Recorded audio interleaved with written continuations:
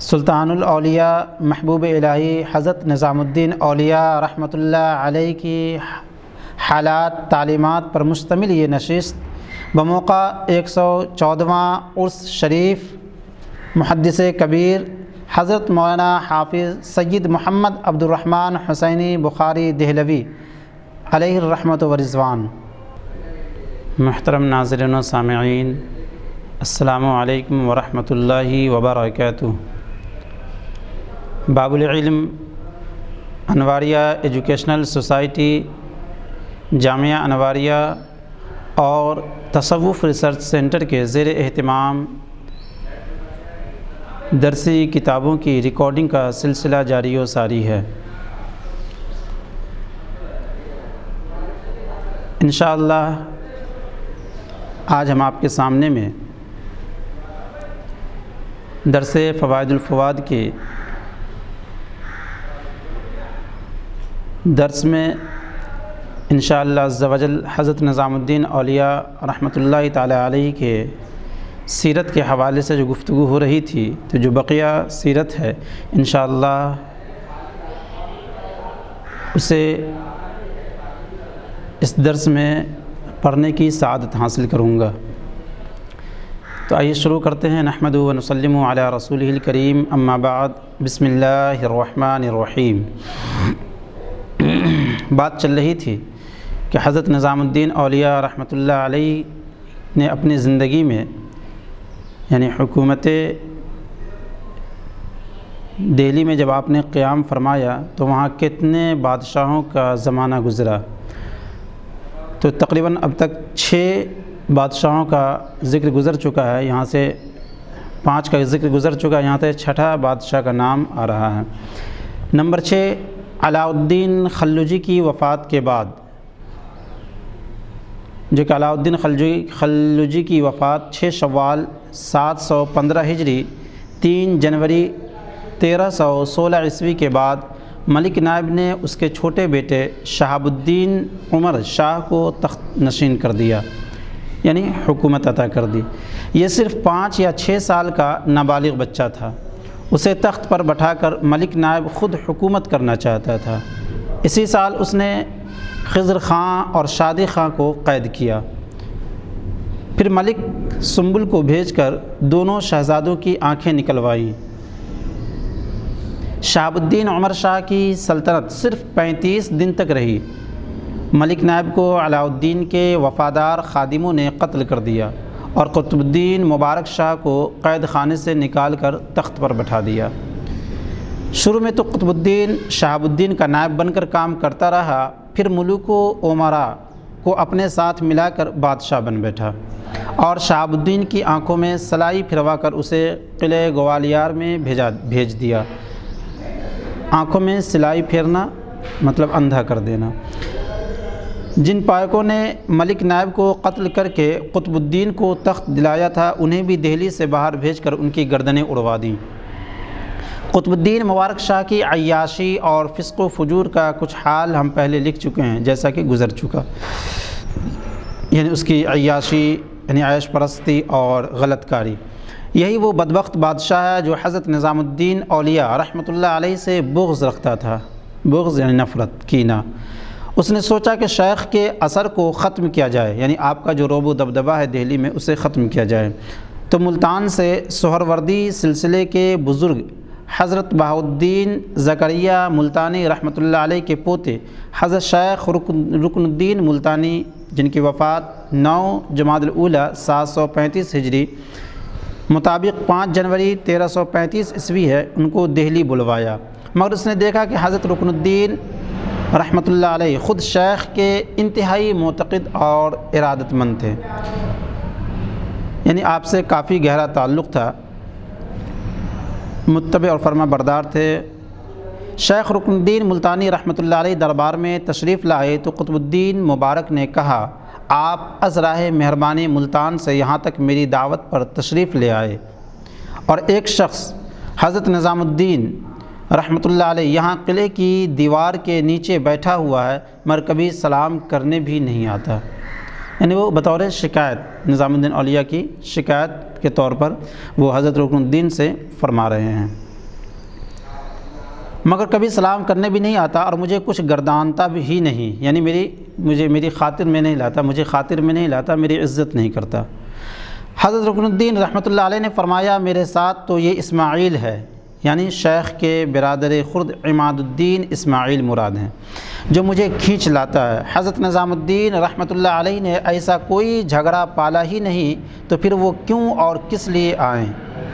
یعنی شیخ رکن الدین فرما رہے ہیں کہ انہوں نے تو کوئی ایسی بات ہی نہیں کی، کوئی ایسا جھگڑا یا کوئی ایسا معاملہ ہی نہیں آیا، تو آخر پھر کیوں وہ یہاں تک تشریف لائیں؟ آپ حضرت رحمۃ اللہ علیہ کے حق میں بدخواہوں کی یعنی برے چاہنے والوں کی باتیں نہ سنا کریں، وہ بہت بزرگ انسان ہیں، انہیں دنیا داری کے جھگڑے سے کیا واسطہ؟ سلطان نے یہ سنا تو شرمندہ ہو کر کہنے لگا معاذ اللہ، یعنی اللہ کی پناہ، مجھے ان سے مخالفت نہیں ہے، میں تو آنے والوں کی حکایت بیان کر رہا ہوں۔ غیاث الدین تغلق جب افغان پور کے چوبی محل یعنی لکڑی کا محل، چوبی محل میں دب کر مرا ہے، اس وقت شیخ رکن الدین رحمۃ اللہ علیہ بھی وہاں موجود تھے۔ دہلی سے ملتان جاتے ہوئے وہ اجودھن گئے۔ اس زمانے میں بابا صاحب رحمۃ اللہ علیہ کے پوتے حضرت علاء الدین موج دریا رحمۃ اللہ علیہ حیات تھے۔ انہوں نے ان کی زیادہ تر خاطر نہیں کی، نہ قیام کرنے کے لیے اصرار کیا یعنی ضد کی۔ اس کا سبب یہی تھا کہ وہ بادشاہوں کے دربار سے متعلق رہتے تھے یعنی لگے ہوئے تھے۔ ان سے معانقہ کرنے کے بعد حضرت موج دریا رحمۃ اللہ علیہ نے غسل کیا اور اپنا لباس تبدیل کیا تھا۔ بحوالہ سیر الاولیاء۔ بادشاہ کے دربار میں نوچندی ہر مہینے کی پہلی جمعرات، اسلامی مہینے کی پہلی جمعرات کو نوچندی کہتے ہیں، نیا چاند۔ بادشاہ کے دربار میں نوچندی کے موقع پر تمام امراء، حکام، علماء اور مشائخ نئے چاند کی مبارکباد دینے جایا کرتے تھے۔ امراء یہ امیر کی جمع ہے، حکام یہ حاکم کی جمع ہے، علماء یہ عالم کی جمع ہے، اور مشائخ یہ شیخ کی جمع ہے۔ حضرت نظام الدین اولیاء رحمۃ اللہ علیہ اپنی خانقاہ کی نمائندگی کے لیے اپنے خادم خواجہ اقبال رحمۃ اللہ علیہ کو بھیج دیتے تھے۔ لوگوں نے کہا بڑے بڑے علماء اور مشائخ دربار میں سلام کرنے آتے ہیں، حضرت نظام الدین اولیاء رحمۃ اللہ علیہ تشریف نہیں لاتے، اپنے ملازم یعنی خادم کو بھیج دیتے ہیں، یہ تو بادشاہ کی توہین ہے، یعنی اس سے بادشاہ کی عزت پہ آنچ آتا ہے۔ قطب الدین نے حکم دیا کہ آئندہ چاند رات، آئندہ یعنی اب نیکسٹ اوقات سے، آئندہ چاند رات کو شیخ خود حاضر ہوں، نہ آئیں تو ان کو لایا جائے، مطلب یہ کہ گرفتار کر کے لائیں۔ حضرت چاند رات سے پہلے اپنی والدہ ماجدہ کے مزار مبارک پر گئے اور فاتحہ پڑھ کر اس مشکل مرحلے میں یعنی اس مشکل گھڑی میں اپنی والدہ ماجدہ کی روح مبارک سے ہمت طلب کی یعنی مدد طلب کی۔ سب لوگ بے حد فکر مند تھے، یعنی بہت زیادہ سوچ بچار کر رہے تھے کہ آخر اب کیا معاملہ ہونے والا ہے، کہ حضرت تو دربار میں جائیں گے نہیں۔ بادشاہ نوجوان، ناعاقبت اندیش اور گرم مزاج ہے۔ ناعاقبت اندیش یعنی دور اندیش نہیں ہے، آگے کی سوچ نہیں رکھتا ہے، اور گرم مزاج ہے یعنی اس کے مزاج میں گرمی ہے، تیزی ہے۔ ایسا نہ ہو کہ حضرت رحمۃ اللہ علیہ کی شان میں گستاخی کرے اور درویشوں کا دل دکھے، مگر حضرت رحمۃ اللہ علیہ کو نفس مطمئنہ حاصل تھا۔ نفس مطمئنہ یعنی ایسا نفس جو اللہ تبارک و تعالیٰ کی رضا کے لیے زندگی گزارتا ہو، یعنی خواہشات نفس قبول نہ کرنے والا، یعنی اپنے اعمال میں، اپنے روز و شب میں ایسے اعمال کرنا جو صرف اور صرف اللہ تبارک و تعالیٰ کی رضا کے لیے ہو، ایسے نفس کو نفس مطمئنہ کہتے ہیں۔ لفظی معنی ہوتا ہے سکون والا نفس۔ جس دن حضرت رحمۃ اللہ علیہ کو دربار میں طلب کیا جانا تھا، اسی شب یعنی اسی رات میں بادشاہ کے منظور نظر خسرو خان جو گجرات کے قبیلہ برادو سے تعلق رکھتا تھا اور نو مسلم تھا، قطب الدین کو قتل کر دیا اور خود بادشاہ بن بیٹھا۔ سبحان اللہ۔ قطب الدین مبارک شاہ کو حضرت نظام الدین اولیاء سے عداوت اس لیے تھی، عداوت یعنی دشمنی، کہ وہ جانتا تھا کہ خضر خاں اور شادی خاں حضرت رحمۃ اللہ علیہ کے نہایت مخلص مرید اور حلقہ بگوش تھے۔ حلقہ بگوش یعنی آپ کے مریدوں میں سے تھے، قریبی تھے، اور حضرت رحمۃ اللہ علیہ کا اس وقت کی سوسائٹی پر گہرا اثر تھا۔ اس نے ایک جامع مسجد تعمیر کرائی جسے مسجد میری کہا گیا ہے، اور سب علماء و مشائخ کو پیغام بھیجا کہ اسی مسجد میں نماز جمعہ ادا کیا کریں۔ یہ پیغام حضرت نظام الدین اولیاء رحمۃ اللہ علیہ کے پاس بھی پہنچا تھا، مگر آپ نے جواب دیا کہ جو مسجد میرے گھر سے زیادہ قریب ہے اس کا حق زیادہ ہے، یعنی میں نماز وہیں پڑھنے جاؤں گا جو میرے گھر سے زیادہ قریب ہے جو مسجد۔ اس جواب سے بھی سلطان برہم ہوا، یعنی غصہ ہوا۔ ایک بار حضرت نظام الدین اولیاء رحمۃ اللہ علیہ شیخ ضیاء الدین رومی رحمۃ اللہ علیہ کے صوم کی فاتحے میں شرکت کے لیے تشریف لے گئے تھے۔ شیخ ضیاء الدین رومی کا مزار محبوب الہی رحمۃ اللہ علیہ کی درگاہ کے راستے میں مہرولی روڈ پر واقع ہے، جو مبارک شاہ ان سے مرید بھی ہو گیا تھا۔ وہاں اس بادشاہ کا سامنا بھی ہو گیا۔ جب آپ صوم میں تشریف لے گئے تو وہاں بادشاہ کا سامنا ہوا۔ حضرت رحمۃ اللہ علیہ نے اسے سلام کیا، مگر اس بے ادب بے نصیب شخص نے منہ پھیر لیا اور سلام کا جواب بھی نہیں دیا۔ وہ اپنے درباری امراء کو سختی کے ساتھ روکتا تھا کہ حضرت رحمۃ اللہ علیہ کی خانقاہ میں نہ جائیں، اور سر دربار حضرت کے لیے ناشائستہ کلمات زبان پر لاتا تھا، یعنی برسر دربار لگی ہوتی تھی اور اس میں محبوب الہی رحمۃ اللہ علیہ کے ذات میں، ان کے صفات میں غلط جملے کہا کرتا تھا۔ اس نے یہاں تک اعلان کر دیا تھا کہ جو حضرت رحمۃ اللہ علیہ کا سر کاٹ کر لائے گا اسے 1000 اشرفیہ انعام دوں گا، علیہ باللہ۔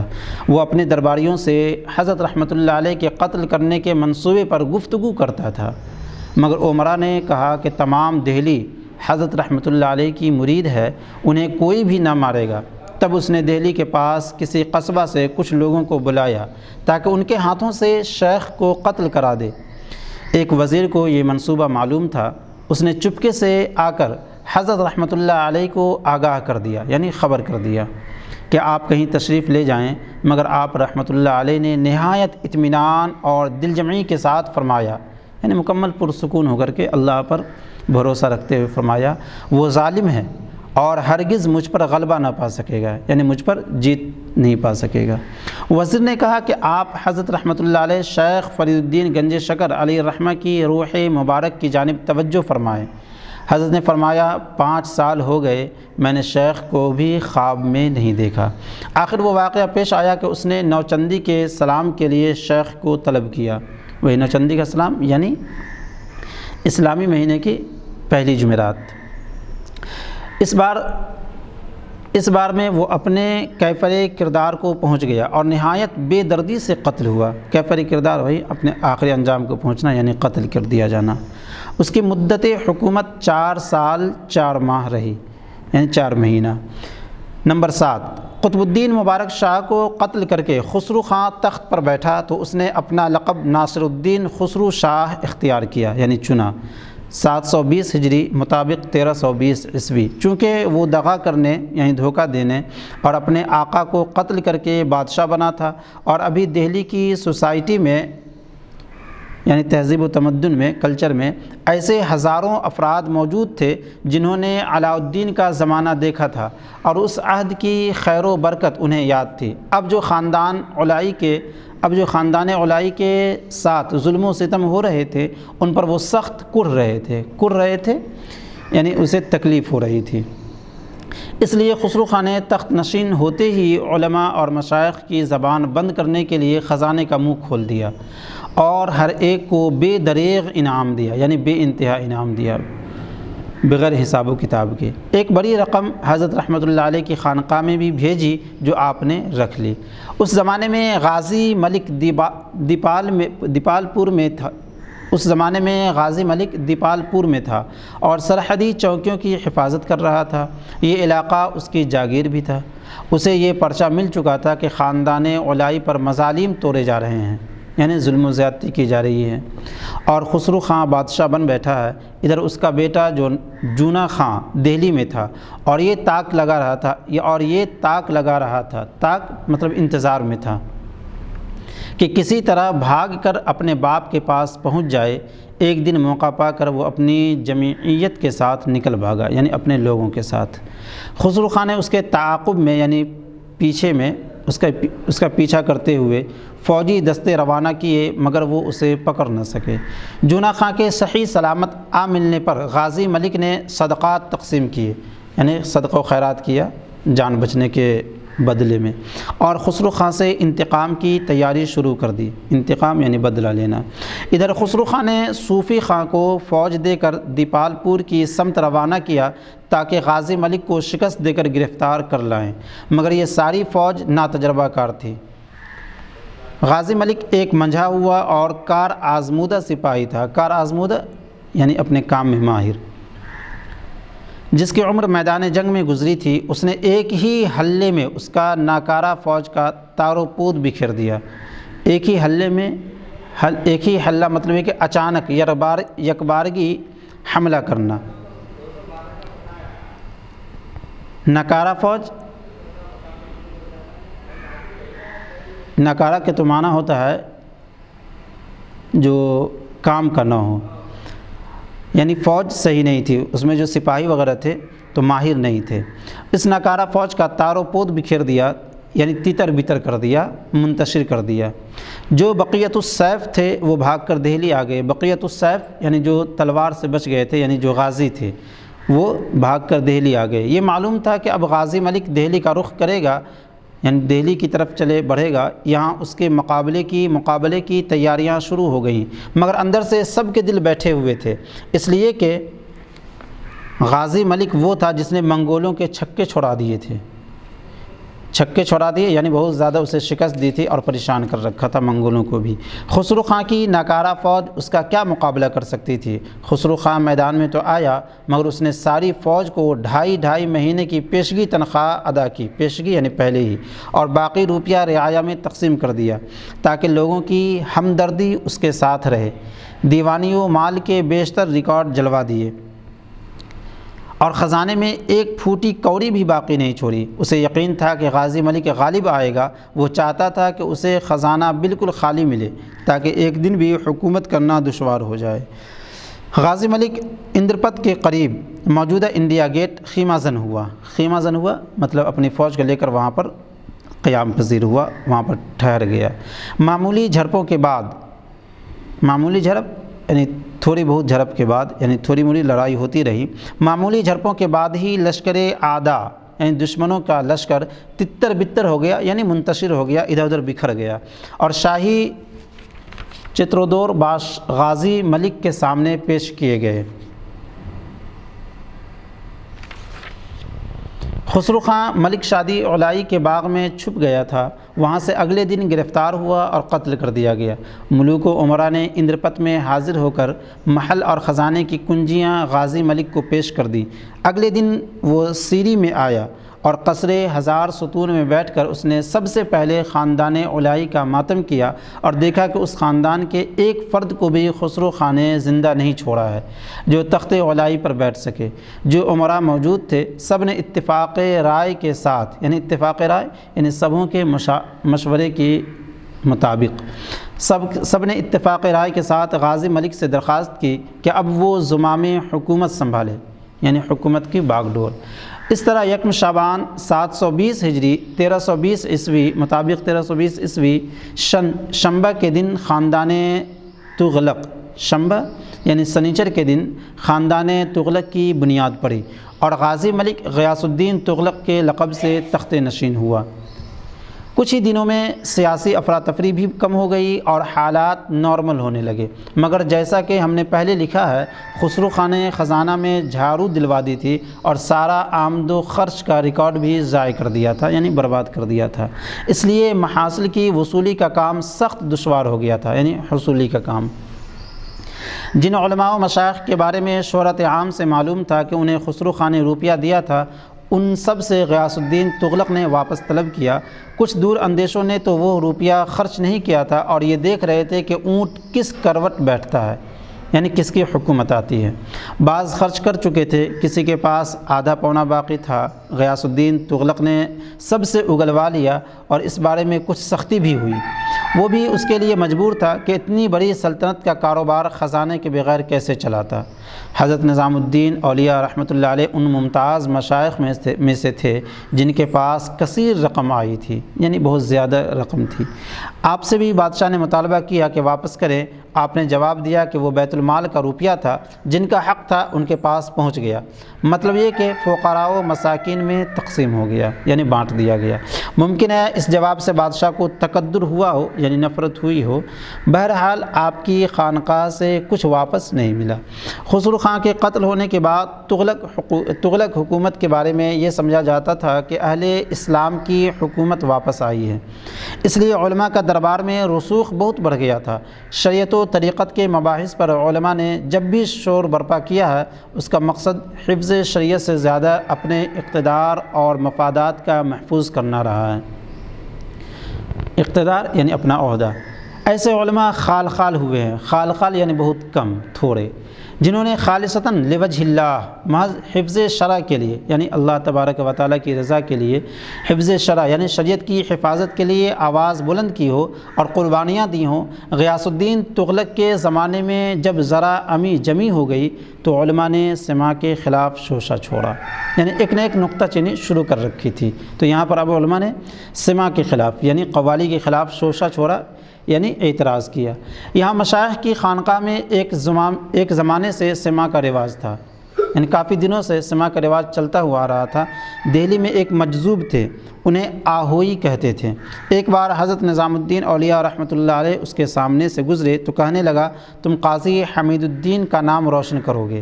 حضرت نے سوچا، مجھے قاضی حمید الدین سے کوئی نسبت نہیں ہے، میں تو حضرت شیخ الاسلام فرید الدین رحمۃ اللہ علیہ کا چاکر ہوں، یعنی نوکر ہوں، یعنی ان کا ماننے والا ہوں، ان کا گرویدہ ہوں، یہ کیا کہتا ہے؟ پھر خیال آیا کہ سماع یعنی قوالی کی طرف اشارہ ہے۔ انہیں سماع سے بہت رغبت تھی، اور حضرت غریب رحمۃ اللہ علیہ نے فرمایا کہ خواجہ ماہم در سماع غلوِ تماشا داشتہ، یعنی خلاصہ کلام یہ ہے کہ یہ کہنا چاہ رہے تھے کہ نظام الدین جو ہے، آپ جو ہے سو سماع کو تقویت دیں گے اور آپ سے رائج ہوگا۔ اور اس کو قاضی حمید الدین سہروردی رحمۃ اللہ علیہ ناگوری متوفہ یعنی وفات جو پائے ہیں 643 ہجری مطابق 1246 عیسوی نے رائج کیا تھا، یعنی قاضی حمید الدین سہروردی نے سماع کو رائج کیا تھا۔ ایک بار دہلی میں خشک سالی ہوئی، یعنی قحط سالی، سوکھا پڑنا۔ سلطان التمش نے قاضی حمید الدین رحمۃ اللہ علیہ سے دعائے بارہ کا التماس کیا، یعنی بارش کے لیے دعا کی درخواست کی۔ انہوں نے محفل سماع منعقد کی، جس میں شیخ علی سگزی رحمۃ اللہ علیہ، احمد نہروالی رحمۃ اللہ علیہ، بدر الدین سمرقندی، قطب الدین غزنوی، نظام الدین ابو المؤید اور شیخ محمود معینہ دوز رحمہم اللہ جیسے بزرگ موجود تھے۔ جیسے ہی سماع شروع ہوا، بارش بھی شروع ہو گئی تھی۔ سبحان اللہ۔ بحوالہ خیر المجالس، صفحہ نمبر 45۔ خود حضرت خواجہ قطب الدین بختیار کاکی قدس سرہ کا وصال 14 ربیع الاول 633 ہجری مطابق 15 نومبر 1236 عیسوی کو شیخ علی سجزی رحمۃ اللہ علیہ کی خانقاہ میں سماع سنتے ہوئے ہوا تھا، اور یہ محفل 12 ربیع الاول کو حضرت رسالت مآب صلی اللہ علیہ وسلم کے عرس مبارک کی تقریب میں منعقد ہوئی تھی۔ تغلق کے زمانے میں مشائخ پر سختی ہونے لگی، اور وہ کسی باغ میں یا کم آباد جگہوں میں چھپ کر سماع کی محفل منعقد کرنے لگے تھے۔ بحوالہ جوامع الکلم۔ حضرت عثمان سیاح کہتے ہیں سیاحت کرنے والے کو۔ حضرت عثمان سیاح بھی سہروردی تھے، مگر انہیں شیخ رکن الدین ملتانی رحمۃ اللہ علیہ نے حضرت نظام الدین اولیاء رحمۃ اللہ علیہ کی خدمت میں رہنے کا حکم دیا تھا۔ یہ بھی سماع کے دلدادہ تھے، یعنی گرویدہ تھے، بہت زیادہ شوق رکھتے تھے۔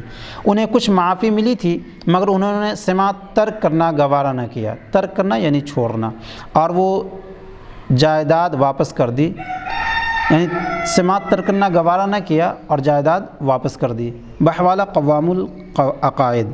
اسی لیے جو مشائخ سماع کے قائل تھے، وہ بھی اپنے موقف یعنی اپنے خیال میں، اپنے مسئلے پر اپنے موقف میں زیادہ سخت ہو گئے تھے۔ عام صوفیہ یا کم معروف مشائخ کو تو سماع کرنے سے روکا جاتا تھا، اور ان پر قدغن بھی لگائی جا سکتی تھی۔ قدغن لگانا مطلب روک لگانا یا سرزنش کرنا۔ سرزنش یعنی تکلیف دینا، سزا دینا۔ مگر حضرت نظام الدین اولیاء رحمۃ اللہ علیہ اس زمانے میں سب سے بزرگ شیخ تھے۔ یاد رکھیے قدغن کا صحیح معنی آتا ہے روکنا۔ اس زمانے میں سب سے بزرگ شیخ تھے۔ حضرت بابا فرید گنج شکر رحمۃ اللہ علیہ سے خلافت رحمانی رکھتے تھے۔ علوم معقول و منقول، معقول جو عقلی علم کہتے ہیں، اور منقول جو نقل کی ہوئی، مطلب قرآن و حدیث یہ منقول ہے، اور معقول یہ علم فلسفہ اور منطق وغیرہ۔ علم معقول و منقول کے زبردست عالم اور محقق تھے۔ ان پر قدغن لگانا معمولی علماء کی بس کی بات نہیں تھی، اس لیے یہ طے کیا گیا کہ اس موضوع پر ان سے مناظرہ کیا جائے اور سماع کے جواز میں شرعی دلائل طلب کی جائیں۔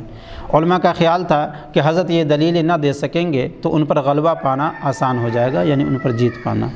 اس مقصد کے لیے ایک محضر طلب کیا گیا۔ ایک محضر یعنی ایک مجلس جس میں شہر کے تمام مستند علماء اور مشائخ موجود تھے، یعنی بڑے بڑے علماء اور مشائخ موجود تھے۔ حضرت رحمۃ اللہ علیہ نے اس محضر یا مناظرے میں جانے کے لیے کوئی تیاری نہیں کی تھی، مگر بعض مخلصوں نے جواز کی دلیلیں جمع کرنا شروع کر دی تھی۔ یعنی حضرت کے جو مریدین وغیرہ تھے، خاص لوگ تھے، ان لوگوں نے سماع کے جواز پر دلیلیں وغیرہ تلاش کرنی شروع کر دی تھی۔ چنانچہ شیخ علم الدین نبیرہ حضرت شیخ بہاؤالدین زکریہ ملتانی، نبیرہ یعنی نواسہ، رحمۃ اللہ علیہ نے بھی کتب قدماء سے جواز کی دونوں معنی آتا ہے۔ نبیرہ کے معنی نواسہ اور پوتا، جی سیم ہے، نبیرہ اور نبسہ دونوں، نواسے اور پوتا دونوں معنی میں مشترک ہے۔ چنانچہ شیخ علم الدین نبیرہ حضرت شیخ بہاؤالدین زکریہ ملتانی رحمۃ اللہ علیہ نے بھی کتب قدماء سے، یعنی قدماء کی کتابوں سے، قدماء یہ قدیم کی جمع ہے یعنی پرانے لوگ، کتب قدماء سے یعنی پرانی کتابوں سے جواز کی دلیلیں جمع کر کے حضرت کو بھیجیں، اور یہ لکھا کہ آپ سے یہ عبارتیں پوشیدہ تو نہ ہوں گی، مگر میں انہیں اپنے اخلاص کا اظہار کرنے کے لیے بھیج رہا ہوں۔ بعد میں انہوں نے اباحت سماع کے موضوع پر ایک رسالہ بھی تصنیف کیا۔ مباح ہونا نہیں، اصل میں دونوں یہ ایک کہہ لیجیے نا کہ اقسام ہے، جس طرح حلال ہے، حرام ہے، اسی طریقے سے مکروہ ہے، پھر مستحب ہے، تو اسی طرح یہ ایک مباح ہے۔ مباح ایسے عمل کو کہتے ہیں کہ جس کا کرنا نہ کرنا نہ ثواب ہو نہ گناہ ہو، چھوڑ دیں تو گناہ نہیں اور کریں تو ثواب بھی نہیں ملے گا۔ سلسلہ چشتیہ میں سماع عبادت ہے، اب یہاں مطلب انہوں نے نہیں، یہ اندازہ نہیں ہے کہ البتہ جن بزرگان دین نے آپ سلسلہ چشتیہ کی کتاب کی ریکارڈنگ کریں، جی جی جی جی حضرت عبدالقادر جیلانی قبلہ حفظہ، جی جی جی تو اس میں حضرت کے اقوال ملے ہوں گے آپ کو کہ سلسلہ چشتیہ میں جو ہے جی جی جی ملے ہیں، سماع کی محفل جو ہے عبادت ہے۔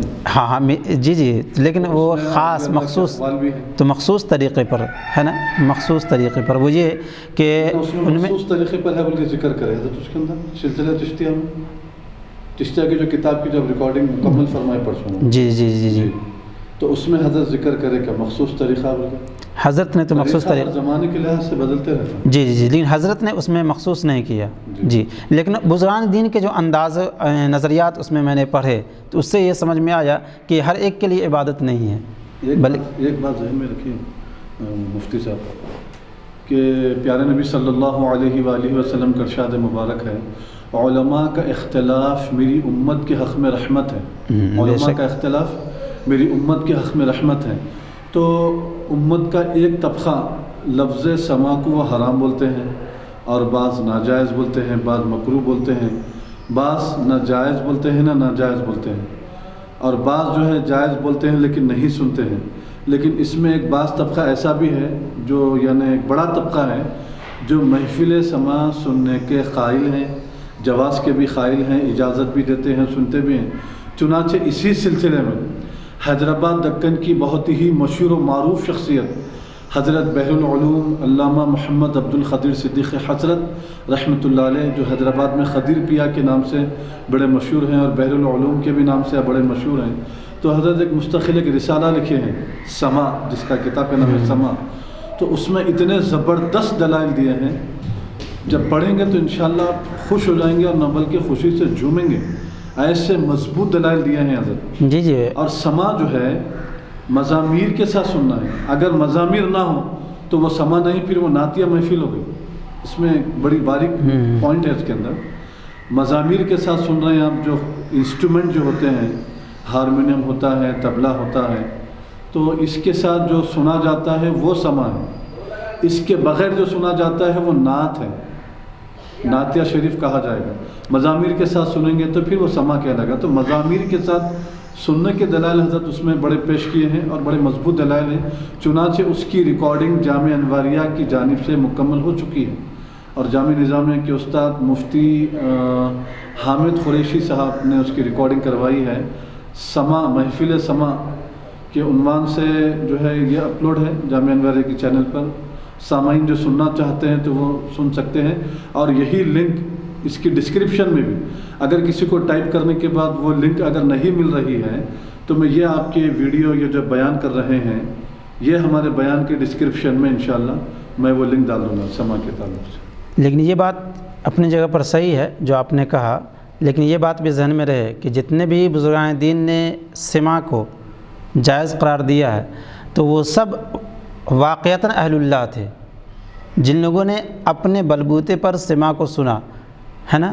خواہ وہ حضرت بختیار کاکی رحمۃ اللہ علیہ ہوں یا حضرت. کو آپ یہ بتائیے، جب سنا ہے جی تو اس کا جواز مل گیا، جائز ہے، جائز تو ہے، بہر صورت جائز تو ہے. اب یہ بات ہے کہ قیامت کے جیسا جیسا ہم نزدیک آتے جائیں گے، بعض روایتوں میں ہم نے یوں بھی پڑھا ہے کہ اس زمانے میں اگر کسی کو کوئی شخص یہ کہے کہ بھائی تم، یعنی زنا اتنا عام ہو جائے گا کہ لوگ جو ہے راستے میں کھڑے ہو کر زنا کریں گے.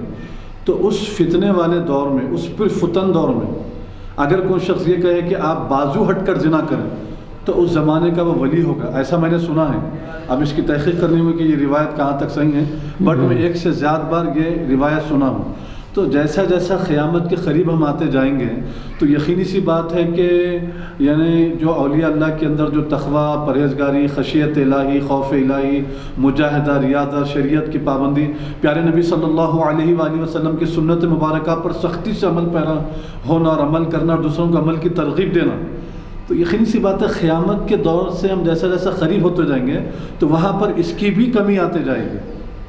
اب کم سے کم سما کے ذریعے موجودہ زمانے میں کم سے کم اللہ رسول کی یاد تو تازہ ہو رہی نا، ایمان تو تازہ ہو رہا ہے، عشق رسول میں اضافہ ہو رہا ہے، اولیاء اللہ سے محبت میں اضافہ ہو رہا ہے.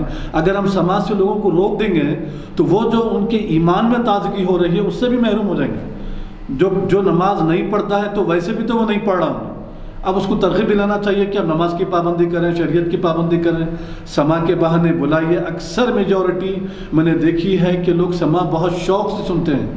تو آپ سما کی محفل ضرور منعقد کریں، سما کی محفل میں ان کو بلائیں، اس میں سے 10 منٹ ہی صحیح، 20 منٹ ہی صحیح الگ سے ان کی اصلاح کے لیے، تعلیم کے لیے، تربیت کے لیے، فکر آخرت کے لیے، نماز کے مسائل، روزہ، زکوٰۃ، حج، قربانی، عقیقہ، نکاح، طلاق، وضو، غسل، جنازہ، تیمم، طہارت، جمعہ، عیدین، مختصر یہ کہ ماں کی گود سے قبر میں دفن ہونے تک کے A to Z مسائل ان کو سمجھایا جائے. اس بہانے سے ان کو بلایا جائے اور ایک 20 منٹ الگ سے وقت نکالیں. جو بھی مرشد ہیں، جو بھی عالم ہیں، جو بھی سما سنتے ہیں، جو بھی مشائخ وغیرہ جو اس کا اہتمام کرتے ہیں، ان کے اوپر یہ بھی لازم ہے، یہ بھی واجب ہے، کیونکہ امر بالمعروف نہی عن المنکر، نیکی کی دعوت دینا اور برائی سے روکنا یہ ہر مسلمان پر واجب ہے. تو مشائخ اور علماء پہ تو ڈبل ذمہ داری اس کی جو ہے عائد ہوتی ہے اور ان پر جو ہے جاری ہوتی ہے. تو لہٰذا اس کا خاص خیال کریں، سما سے نہ روکا جائے. سما ضرور کریں، لیکن سما کے ساتھ ساتھ جو فرائض دین ہے، علم کا حاصل کرنا فرض ہے، تو جو فرائض دین ہے وہ انہیں سمجھایا جائے. یہ میرا ایک نظریہ ہے. دیکھیے، کسی نے بھی کہہ لیجئے کہ مطلق سما کو غلط نہیں قرار دیا ہے، یہ بات ذہن میں رکھنی چاہیے ہر انسان کو. دوسری بات یہ کہ یہ ایک ایسی چیز ہے نا کہ بزرگان دین نے تو یہاں تک کہا کہ اگر اللہ تبارک و تعالیٰ کے سب سے زیادہ قریب ہونے کا جو وسیلہ ہے، یعنی جلد اللہ تبارک و تعالیٰ کے قربیت حاصل کرنے کا جو ذریعہ ہے، تو محفل سما سے بڑھ کر کچھ نہیں ہے. کوئی ایسا عمل نہیں ہے جو اللہ کے قریب پہنچ جائے، جلد پہنچ جائے، اللہ کے قریب ہو جائے، سوائے محفل سما کے. تو یہ بات صحیح ہے، لیکن ہاں یہ بھی ایک جگہ مطلب یہ ذہن میں رکھنی چاہیے انسانوں کو کہ قوالی محفل سماع جو ہوتا ہے تو اس کے جو بھی شرائط وغیرہ ہیں جو ہمارے بزرگان سے ہوتا ہوا چلتا ہوا آ رہا ہے، اس کا بھی ملحوظ خیال لگے، خاطر رہے تو زیادہ بہتر ہے۔ جی جی جی جی، ہے کہ نہیں؟ وجہ یہ ہے کہ اور ایک خاص بات یہ بھی حضرت کہ جس مسئلے میں اختلاف ہو جائے ہمارے علماء کا، ہے کہ نہیں، جس مسئلے میں اختلاف ہو جائے ہمارے علماء کا تو حتی المقدور یہ کوشش کرنی چاہیے کہ اس مسئلے سے بچنا چاہیں۔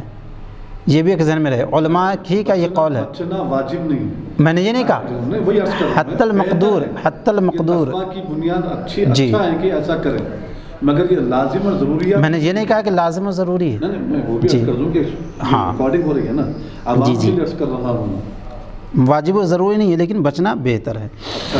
جی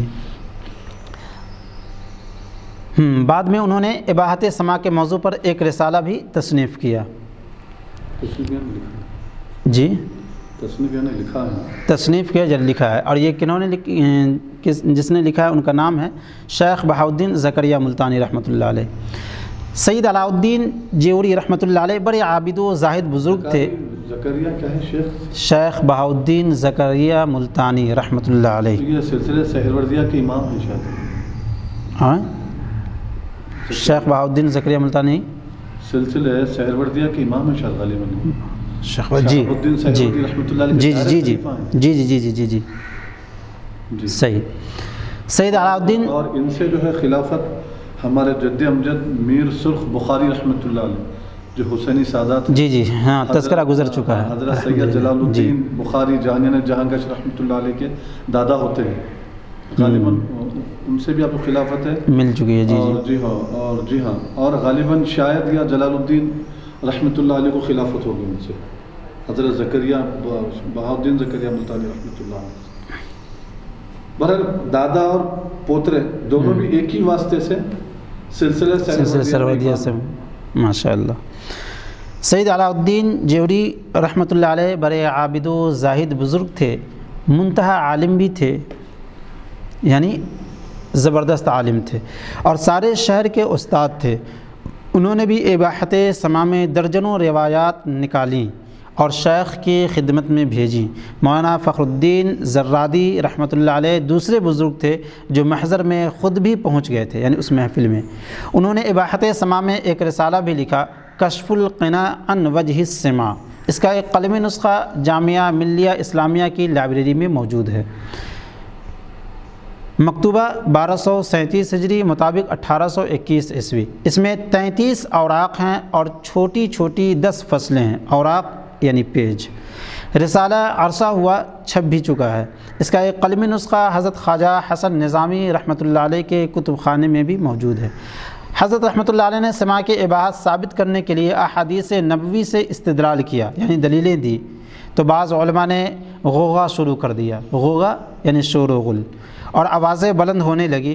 ان علماء کا کہنا یہ تھا کہ آپ حنفی ہیں، اگر سماع کے جواز میں امام اعظم ابو حنیفہ رحمۃ اللہ علیہ کا کوئی قول یاد ہے تو وہ پیش کیجیے۔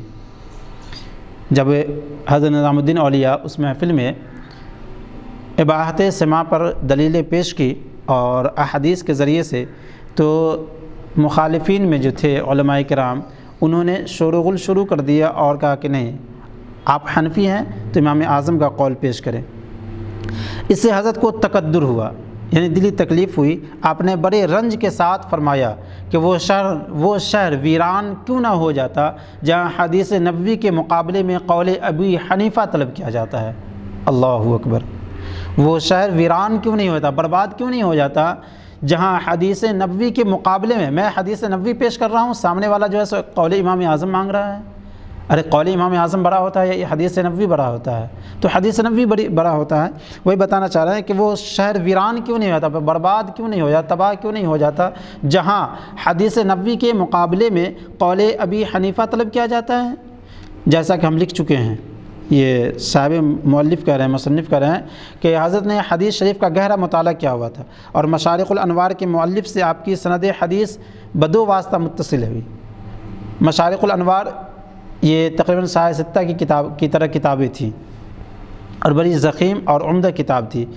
اس مطالعہ حدیث کا اثر یہ تھا کہ بعض مسائل میں آپ مجتہدانہ روش رکھتے تھے، حضرت نظام الدین اولیاء بعض مسئلے میں مجتہدانہ روش رکھتے تھے، یعنی مجتہد، مثلا حلت سماع، قرات خلف الامام اور صلاۃ الجنازہ علی الغائب جیسے مسائل میں آپ حنفی مسلک سے ہٹ کر شافعی المسلک کے پیروکار تھے۔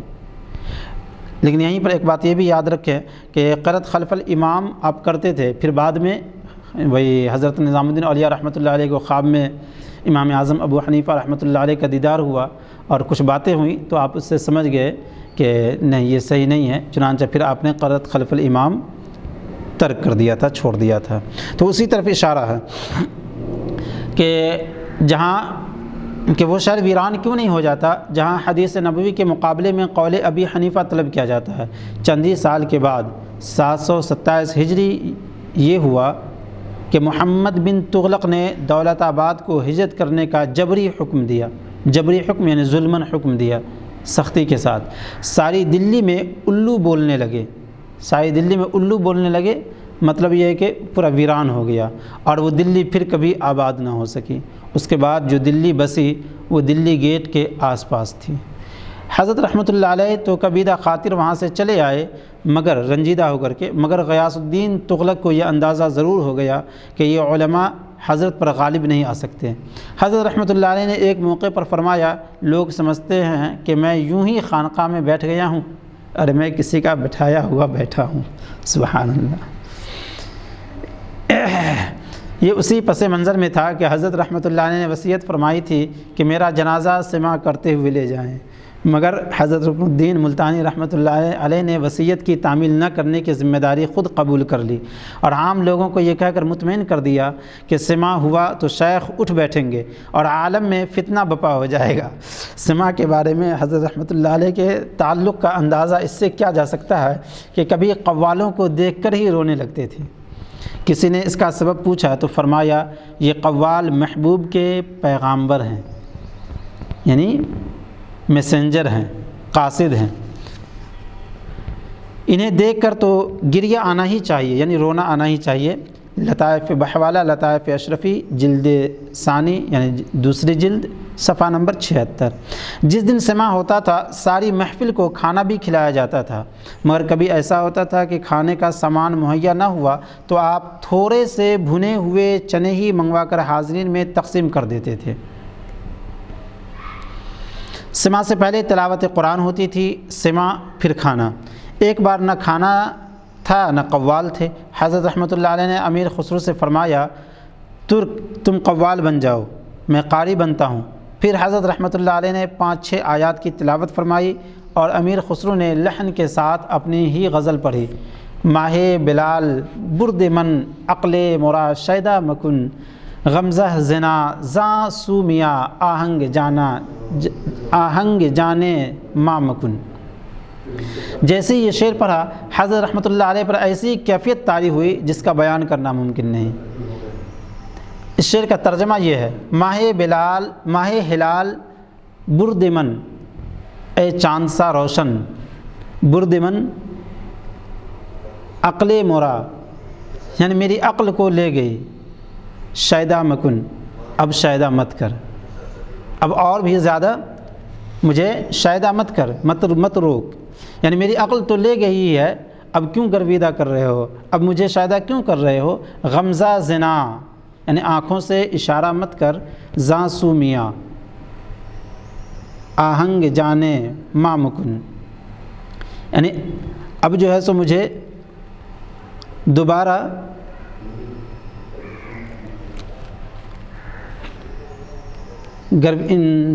عاشق مت بنا، اب میری جان کے پیچھے مت پڑ، یعنی میری جان مت لے۔ حضرت رحمۃ اللہ علیہ پر یہ شعر سننے کے بعد ایسی کیفیت طاری ہوئی جس کا بیان کرنا ممکن نہیں۔ نمبر 8، سلطان غیاث الدین تغلق باغیوں کی سرکوبی کے لیے یعنی باغیوں کو قتل کرنے کے لیے، سزا دینے کے لیے، مار بھگانے کے لیے لکھنوتی کی طرف گیا اور جونا خاں کو ورنگل سے طلب کر کے دہلی میں اپنا نائب بنا گیا۔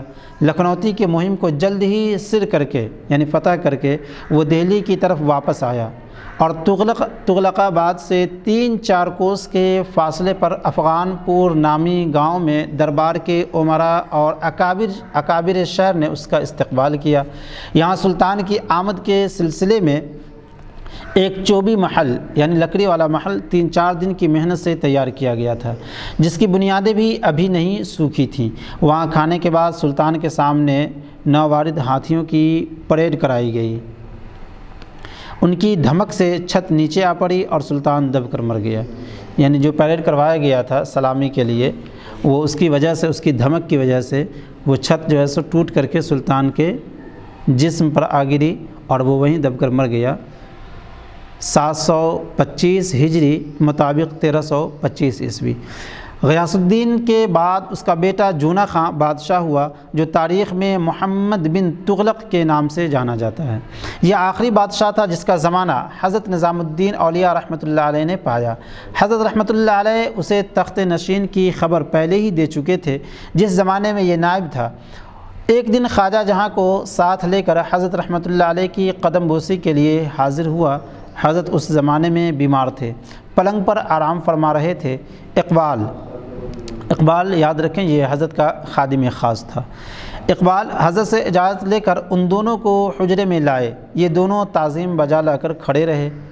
حضرت رحمۃ اللہ علیہ نے سلطان محمد تغلق سے فرمایا، تم اس کھاٹ پر بیٹھ جاؤ۔ جونا خان نے کہا، حضرت میری کیا مجال ہے، یعنی میری کیا حیثیت ہے کہ آپ کے سامنے کھاٹ پر بیٹھوں۔ حضرت رحمۃ اللہ علیہ نے فرمایا، ہم تمہیں بٹھا رہے ہیں تو بیٹھ جاؤ۔ جونا خان ارشاد کی تعمیل میں بیٹھ گیا۔ ارشاد کی تعمیل یعنی آپ کے حکم کے مطابق عمل کیا، مگر ادب کی وجہ سے ایک زانوں پر بیٹھا یعنی ایک جانگ پر۔ اب حضرت رحمۃ اللہ علیہ نے اقبال کو حکم دیا، جاؤ ایک کرسی لے کر آؤ۔ اقبال کرسی لائے تو حضرت نے خواجہ جہاں سے فرمایا، تم اس کرسی پر بیٹھو۔ خواجہ جہاں بھی حضرت کے حکم کو بجا لایا، یعنی حکم کے مطابق، حکم کو مان کر اس کو جو ہے سو خواجہ جہاں بھی حضرت رحمۃ اللہ علیہ کے حکم کو بجا لایا یعنی حکم مان لیا اور وہ کرسی پر بیٹھ گئے۔ شیخ کی خدمت سے باہر آ کر جونا خان نے خواجہ جہاں سے کہا، خدمت شیخ نے مجھے تخت اور تمہیں کرسی عطا فرمائی ہے جو وزرات پر دلالت کرتی ہے، اب اس کا دھیان رکھنا چاہیے اور تیار رہنا چاہیے۔ جب جونا خان بادشاہ ہوا تو وزرات خواجہ جہاں کو سونپی یعنی سپرد کی۔ جب تک وہ زندہ رہے نہ محمد بن تغلق کی سلطنت میں کوئی تصرف کر سکا۔ تصرف یعنی اس میں ہاتھ لگانا، خرچ کرنا، استعمال کرنا تصرف کا معنی ہوتا ہے۔ نہ خواجہ جہاں پر غلبہ پا سکا، جو بھی ان سے ٹکرایا وہ برباد ہوا۔ غلبہ پانا یعنی جیتنا۔ محمد بن تغلق کے زمانہ حکومت 725 ہجری مطابق 1324 عیسوی تا 752 ہجری مطابق 1351 عیسوی میں ملتان کے حاکم کشلو خان نے بغاوت کر دی۔ یعنی محمد بن تغلق کے زمانے حکومت جو جتنا زمانہ اس نے حکومت کی، اس میں ملتان کے حاکم کشلو خان نے بغاوت کر دی اور اپنا لاؤ لشکر لے کر دہلی کی سمت بڑھنے لگا۔ لاؤ لشکر یعنی اپنے تمام لشکروں کو لے کر اور اپنے اسلحہ وغیرہ کو۔ ادھر محمد بن تغلق نے اپنی فوج کو تیار کیا اور ملتان کی طرف پیش قدمی کی۔ دونوں لشکر آمنے سامنے آ گئے۔ جنگ سے پہلے قاصدوں کی آمد و رفت شروع ہوئی۔ قاصد یعنی خبر رساں۔ آخر جنگ کا دن طے ہو گیا۔ جنگ سے طے ہو گیا یعنی فکس ہو گیا۔ جنگ سے ایک دن پہلے سلطان نے ملوک و امراء کو ہتھیار، گھوڑے وغیرہ سامان خود تقسیم کیا اور ان سے کہا کہ جی جان سے لڑیں۔ اس وقت امراء کے درمیان قطب دبیر بھی موجود تھا جو حضرت نظام الدین اولیاء کا خاص مرید تھا اور حضرت رحمۃ اللہ علیہ اس پر بہت نوازش فرماتے تھے۔ سلطان نے کہا، قطب کیا تمہیں شیخ کا بتایا ہوا کوئی عمل یاد ہے جو اس وقت کام آ سکے؟ قطب دبیر نے عرض کیا، جی ہاں۔ سلطان نے کہا، بتاؤ۔ قطب دبیر نے کہا ایک دن شیخ فرماتے تھے کہ اگر کسی کو ایسی مہم پیش آئے تو چاہیے کہ رات بھر عبادت میں مشغول رہے، جب صبح ہونے لگے تو فلاں آیت پڑھے اور دشمن کی طرف کر دے۔ فلاں آیت یعنی کسی آیت کی طرف اشارہ کرتے ہوئے کہا، اور سوار ہو کر جنگ کے لیے نکل جائے، اللہ تعالیٰ دشمن کو مغلوب کر دے گا یعنی شکست دے گا، اور اسے فتح نصیب ہوگی یعنی جیت۔ سلطان نے کہا اچھا تو فوراً اعلان کر دو کہ سب فوجی اپنے خیموں میں واپس ہو جائیں اور جنگ کے لیے تیاری کرتے رہیں۔ پھر حکم دیا کہ پانی لائیں۔ سلطان نے وضو کیا اور مصلی پر بیٹھ گیا۔ کہتے ہیں کہ تمام رات عبادت کرتا رہا، پھر فجر کی نماز پڑھ کر وہ آیت تلاوت کی جو شیخ نے کسی کو بتائی تھی، اور کشلو خاں کے لشکر کی سمت میں دم کر دیا یعنی پھونک دیا۔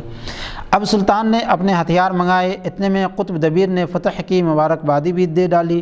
سلطان گھوڑے پر سوار ہو کر جنگ کے لیے نکلا۔ کچھ دیر تک گھمسان کا رن پڑا اور کشلو خاں کا لشکر غالب آ گیا۔ سلطان کی فوج ادھر ادھر بھاگنے لگی۔ سب ایسے بدحواس ہوئے کہ ایک کو دوسرے کی خبر نہ تھی۔ سلطان کسی گوشے میں قطب دبیر کے ساتھ چھپا ہوا تھا، اپنے لشکر کی اس شکست و ریخت کو دیکھ رہا تھا، یعنی اس شکست کو جو ریخت بھی اسی کے معنی میں ہے، اور سخت افسردہ تھے یعنی رنجیدہ تھا۔ سلطان نے قطب دبیر سے کہا قطب یہ تو الٹا معاملہ ہو رہا ہے۔ قطب دبیر نے بڑے اطمینان سے کہا خداوند عالم اس شکست کا کچھ اعتبار نہیں، یعنی اے بادشاہ اس شکست کا کچھ اعتبار نہیں، ہونا وہی ہے جو حضرت شیخ کا ارشاد ہے۔ ادھر کشلو خاں نے فتح کی خوشی میں اپنے پاؤں رکاب سے نکال کر گھوڑے کی گردن پر رکھ دیے اور اپنا خود سر سے اتار کر خود جو چہرے پر ایک اسلحہ نما بچاؤ کے لیے پہنا جاتا ہے۔ ادھر کشلو خاں نے فتح کی خوشی میں اپنے پاؤں رکاب سے نکال کر، رکاب جو گھوڑے پر جو زین لگا کر کے بیٹھتے ہیں پاؤں رکھنے والا، اسے رکاب سے نکال کر گھوڑے کی گردن پر رکھ دیے اور اپنا خود سر سے اتار کر زین میں ایک طرف لٹکا دیا۔ بہت خوش تھا اور بھاگتی ہوئی فوج کا تماشا دیکھ رہا تھا۔ قزارہ یعنی قسمت، قزارہ کسی طرف سے ایک تیر زناٹے بھرتا ہوا آیا اور کشلو خاں کی شہ رگ میں پیوست ہو گیا۔ شہ رگ یعنی ٹھیک بیچ حلقوم میں۔ وہ قلع بازی کھا کر گھوڑے سے گرا۔ سلطان کہیں چھپا ہوا یہ سب دیکھ رہا تھا، جھپٹ کر اپنی کمین گاہ سے نکلا، کمین گاہ یعنی گھات میں جو بیٹھا ہوا تھا، تو گھات سے نکلا اور اپنے چند سپاہیوں کے ساتھ ان پر ٹوٹ پڑا۔ کشلو خاں کے ساتھ جو سوار تھے جب انہوں نے دیکھا کہ سردار مارا گیا اور سلطان از سر نو حملہ آور ہوا تو وہ بدحواس ہو کر بھاگنے لگے، اور حضرت کی تعلیم کی ہوئی دعا کی برکت سے یہ شکست فتح میں بدل گئی۔ یہ واقعہ حضرت رحمۃ اللہ علیہ کے وصال کے بعد کا ہے۔ اللہ اکبر۔ سلطان محمد بن تغلق حضرت کے وصال سے چند مہینے قبل ہی تخت نشین ہوا تھا۔ چہارشنبہ 18 ربیع الثانی 725 ہجری مطابق 12 اپریل 1325 عیسوی کو حضرت کے وصال کی اطلاع ملی تو وہ تغلق آباد سے سوار ہو کر غیاث پور آیا اور کچھ فاصلے پر گھوڑے سے اتر کر پیدل چلا۔ جنازے کو بہت دیر تک کندھا دیا اور دیر تک موجود رہا۔ حضرت کے مزار مبارک پر پہلا گنبد محمد بن تغلق نے ہی بنوایا تھا، یعنی محبوب الہی رحمۃ اللہ علیہ کے مزار پر جو گنبد ہے تو پہلا گنبد محمد بن تغلق ہی نے بنوایا تھا۔ بحوالہ مرأۃ الاسرار قلمی نسخہ جلد دوم صفحہ نمبر 36۔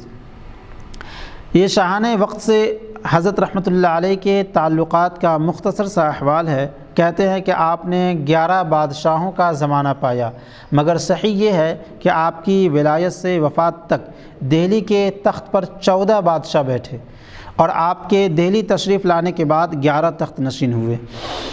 ان میں کم از کم 3 بادشاہ حضرت کے معتقد بھی تھے، یعنی حضرت کے قریبی تھے، حضرت سے محبت رکھتے تھے۔ مگر آپ نے کبھی دربار کا رخ نہیں کیا، نہ کوئی جاگیر قبول کی، نہ وظیفہ اور منصب لیا، لیکن بالواسطہ طور پر آپ بادشاہوں کی اصلاح سے غافل بھی نہیں رہے۔ بادشاہوں کی کنجی ان کے مصاحب اور درباری امراء ہوتے ہیں۔ حضرت رحمۃ اللہ علیہ نے چند ہی برسوں میں معاشرہ پر اتنا گہرا اثر ڈالا تھا کہ امراء کا مزاج بھی درویشانہ ہو گیا تھا۔ مؤلف قوائم العقائد کا بیان ہے، معلوم جہانیہ بعد امراء و خانان و ملوک کے بخدمت شیخ پیوند داشتند، ہر یکے در جامع قبا سالکان طریقت بودند۔ و حدیث وجدنا فی القباء ما طلبنا فی الکسا، در حق انشا سایغو دری راہ جان و مال ہما در میاں آورد او در حق صرف کردہ۔ مراد اہل طریقت لباس ظاہر نیست، کمر بخدمت سلطان ببند و صوفی باش، و انشا ہر یکے ازاہا بودند اگر شمع از مشغولی باطن و معاملات انشا بیان کردہ آیت کتاب متول گردد۔ یعنی دنیا والوں کو معلوم ہونا چاہیے کہ وہ امراء، خانین و ملوک جو حضرت شیخ سے بیعت رکھتے تھے، لباس امارت میں سالکان طریقت تھے، اور یہ قول کہ جو ہم گدریوں میں ڈھونڈتے تھے وہ قبا میں پا لیا۔ ان امراء پر پورا صادق آتا تھا، وہ اپنا جان و مال سب راہ خدا میں صرف کرتے تھے۔ جیسا کہ ایک شعر ہے کہ مراد اہل طریقت لباس ظاہر نیست، کمر بخدمت سلطان ببند و صوفی باش، کہ اہل طریقت کو یہ مطلوب نہیں، یعنی یہ طلب نہیں کہ تم درویشوں کا سا لباس ہی پہنو، بلکہ بادشاہ کی خدمت کرو اور صوفی بن کر رہو۔ باطن و معاملات انشاء بیان کردہ آیت کتاب متول گردد، یعنی ان میں سے ہر ایک ایسا تھا کہ اس کی مشغولی باطن اور معاملات کا حال لکھا جائے تو ایک طویل کتاب بن جائے، یعنی ایک لمبی کتاب لکھی جائے۔ طبقہ امراء میں اصلاحی کوششوں کا اثر سب سے خفی اور بہت دیر میں ہوتا ہے۔ خفی یعنی ہلکا، پوشیدہ، اور بہت دیر میں ہوتا ہے۔ جب اس طبقے کا حضرت رحمۃ اللہ علیہ کے روحانی فیضان سے یہ حال ہو گیا تھا تو اندازہ کیا جا سکتا ہے کہ عہد اولائی میں حضرت کی تاثیر کا جو حال برنی نے لکھا ہے وہ محض ایک سرسری اظہار ہے، یعنی گہرا اظہار نہیں تھا، مطلب اوپری لکھا گیا تھا۔ حضرت رحمۃ اللہ علیہ نے اپنے خدام و مریدین کی تربیت ایسی کر دی تھی کہ وہ جہاں بھی گئے وہاں کے باشندوں کی کایا پلٹ گئی، یعنی قسمت بدل گئی۔ حضرت برہان الدین غریب رحمۃ اللہ علیہ، حضرت حسام الدین ملتانی رحمۃ اللہ علیہ، حضرت اخی سراج الدین رحمۃ اللہ علیہ کی کوششوں کے اثرات ان کے علاقوں میں بھی آج تک محسوس کیے جا سکتے ہیں۔ یہاں سے اب حضرت رحمۃ اللہ علیہ کے خلفاء کے نام اور ان کا تذکرہ ہوگا کہ کتنے خلفاء تھے اور ان کے کیا نام ہیں۔ تو دیکھیں، حضرت رحمۃ اللہ علیہ کے خلفاء کی ایک طویل فہرست ہے، ایک لمبی فہرست ہے، اور کوئی بھی فہرست سب ناموں کی جامع نہیں ہو سکتی۔ یعنی حضرت رحمۃ اللہ علیہ کے کتنے خلفاء تھے تو کہیں بھی ایک جگہ پورے خلفاء کے نام نہیں لکھے گئے ہیں۔ یہاں نظامی فیضان کی عمومیت کا اظہار کرنے کے لیے ہم ایک مختصر فہرست درج کرتے ہیں۔ یعنی یہ کہنا چاہ رہے ہیں کہ ہم خواجہ نظام الدین اولیاء رحمۃ اللہ علیہ کے فیضان کو حاصل کرنے کے لیے بطور تبرک ہم خلفاء کے نام کا ذکر کر رہے ہیں۔ حضرت کے ممتاز خلفاء اور مریدین: نمبر 1 خواجہ ابو بکر مصلی دار، نمبر 2 خواجہ ابو بکر مندہ رحمۃ اللہ علیہ مندوی، نمبر 3 خواجہ احمد بدایونی، نمبر 4 امیر خسرو، نمبر 5 امیر خرد کرمانی مؤلف سیر الاولیاء، نمبر 6 بدر الدین ساکن کرامانک پور، نمبر 7 بدر الدین تولایا فوق، نمبر 8 بدر الدین محبوب، نمبر 9 بدر الدین نولک، نمبر 10 بدر الدین یار رفیق، نمبر 11 برہان الدین حجہ ملتانی، نمبر 12 برہان الدین دولت آبادی، نمبر 13 برہان الدین ساوی، نمبر 14 برہان الدین صوفی۔ میرۃ الاسرار قلمی نسخہ جلد دوم صفحہ نمبر 39، باب 39 فرزند شیخ جمال ہانسوی پدر شیخ قطب الدین منور۔ نمبر 15 برہان الدین غریب ہانسوی۔ نمبر 16 مولانا بہاؤالدین ادہمی یادار الامانی سیر الاولیاء وطن ملتان۔ نمبر 17 شیخ بہاؤالدین اودھی۔ نمبر 18 ملک بہاؤالدین گرد۔ نمبر 19 بہاؤالدین مجرد۔ نمبر 20 تاج الدین۔ نمبر 21 تاج الدین دادری دولت آباد جاتے ہوئے کتھول میں انتقال ہوا، لاش دہلی لا کر دفن کی گئی۔ نمبر 22 تقی الدین لکھنوتی۔ نمبر 23 خواجہ تقی الدین نوح۔ نمبر 24 ملک تلبوغا۔ نمبر 25 جلال الدین اودھی۔ نمبر 26 قاضی جلال الدین دولت آبادی۔ نمبر 27 مولانا جمال الدین اودھی مخاطب جوان صالح۔ نمبر 28 جمال الدین نصرت خانی۔ نمبر 29 مولانا جمال الدین یاد۔ نمبر 30 جمشید قلندر۔ نمبر 31 مولانا حجت الدین شیبانی۔ نمبر 32 مولانا حجت الدین ملتانی۔ نمبر 33 حسام الدین گجراتی۔ وفات پٹن گجرات میں 8 ذی القعدہ 736 ہجری مطابق 18 جون 1336 عیسوی۔ نمبر 34 امیر حسن اعلیٰ سجزی دہلوی جامع فوائد الفواد۔ وفات دولت آباد 29 صفر 738 ہجری۔ نمبر 35 سید حسین بن سید محمد کرمانی۔ وفات 21 شعبان 754 ہجری۔ نمبر 36 حمید قلندر جامع خیر المجالس۔ نمبر 37 شیخ حسن کیتھون۔ نمبر 38 شیخ حیدر۔ نمبر 39 خواجہ رشید۔ نمبر 40 قاضی رفیع الدین کاشانی۔ نمبر 41 خواجہ رفیع الدین ہارون۔ نمبر 42 رکن الدین چغمر۔ نمبر 43 خواجہ سالار مہین۔ نمبر 43 خواجہ سالار مہین۔ نمبر 44 سراج الدین حافظ بدایونی۔ نمبر 45 سراج الدین عثمان اخی سراج۔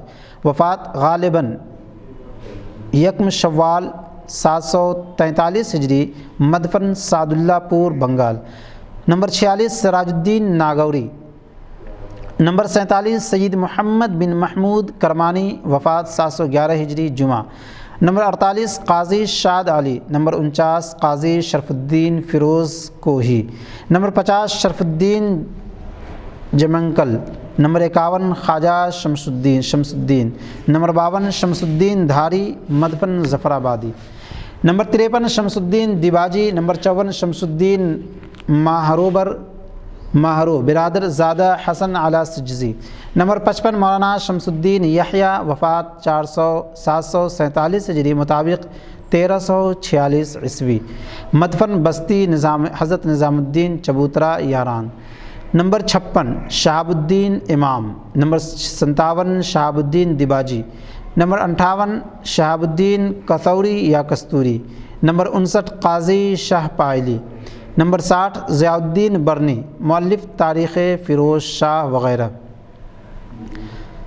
تالیف 758 ہجری مطابق 1357 عیسوی۔ پائیں مزار حضرت امیر خسرو و متصل حجرہ حضرت خواجہ حسن نظامی۔ 61 مولانا ظہیر الدین کوتوال۔ نمبر 62 عبد الرحمن سارنگ پوری۔ نمبر 63 عبدالعزیز بانگر مئو۔ نمبر 64 قاری عبد القریم قدوائی۔ نمبر 65 شیخ عثمان سیاح، انہیں اجازت صحبت حاصل تھی۔ وفات 738 ہجری۔ نام وجیہ الدین، وطن سنام پنجاب، مدفن دہلی۔ اخبار الاخیار 131 صفحہ نمبر۔ اسی نام سے ایک درگاہ قندھار مہاراشٹر میں بھی ہے۔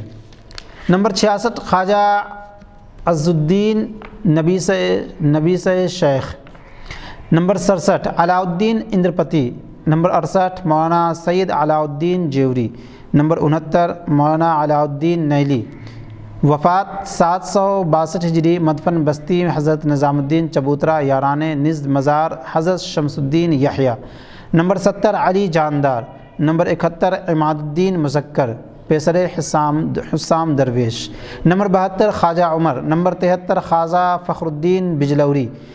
نمبر 74 مولانا فخر الدین حیری یا خیری۔ نمبر 75 مولانا فخر الدین زرادی، وفات 748 ہجری مطابق 1347 عیسوی۔ نمبر 76 مولانا فخر الدین مروزی۔ نمبر 77 فخر الدین زاہد میٹھی۔ نمبر 78 مولانا فخر الدین ہانسوی۔ نمبر 79 شیخ فرید الدین۔ نمبر 80 مولانا فصیح الدین، وفات قبل 725 ہجری۔ نمبر 81 قاضی شاہ پالمی۔ نمبر 82 قطب الدین دبیر۔ نمبر 83 شیخ قطب الدین منور ہانسوی۔ نمبر 84 قوام الدین یکدانہ اودھی۔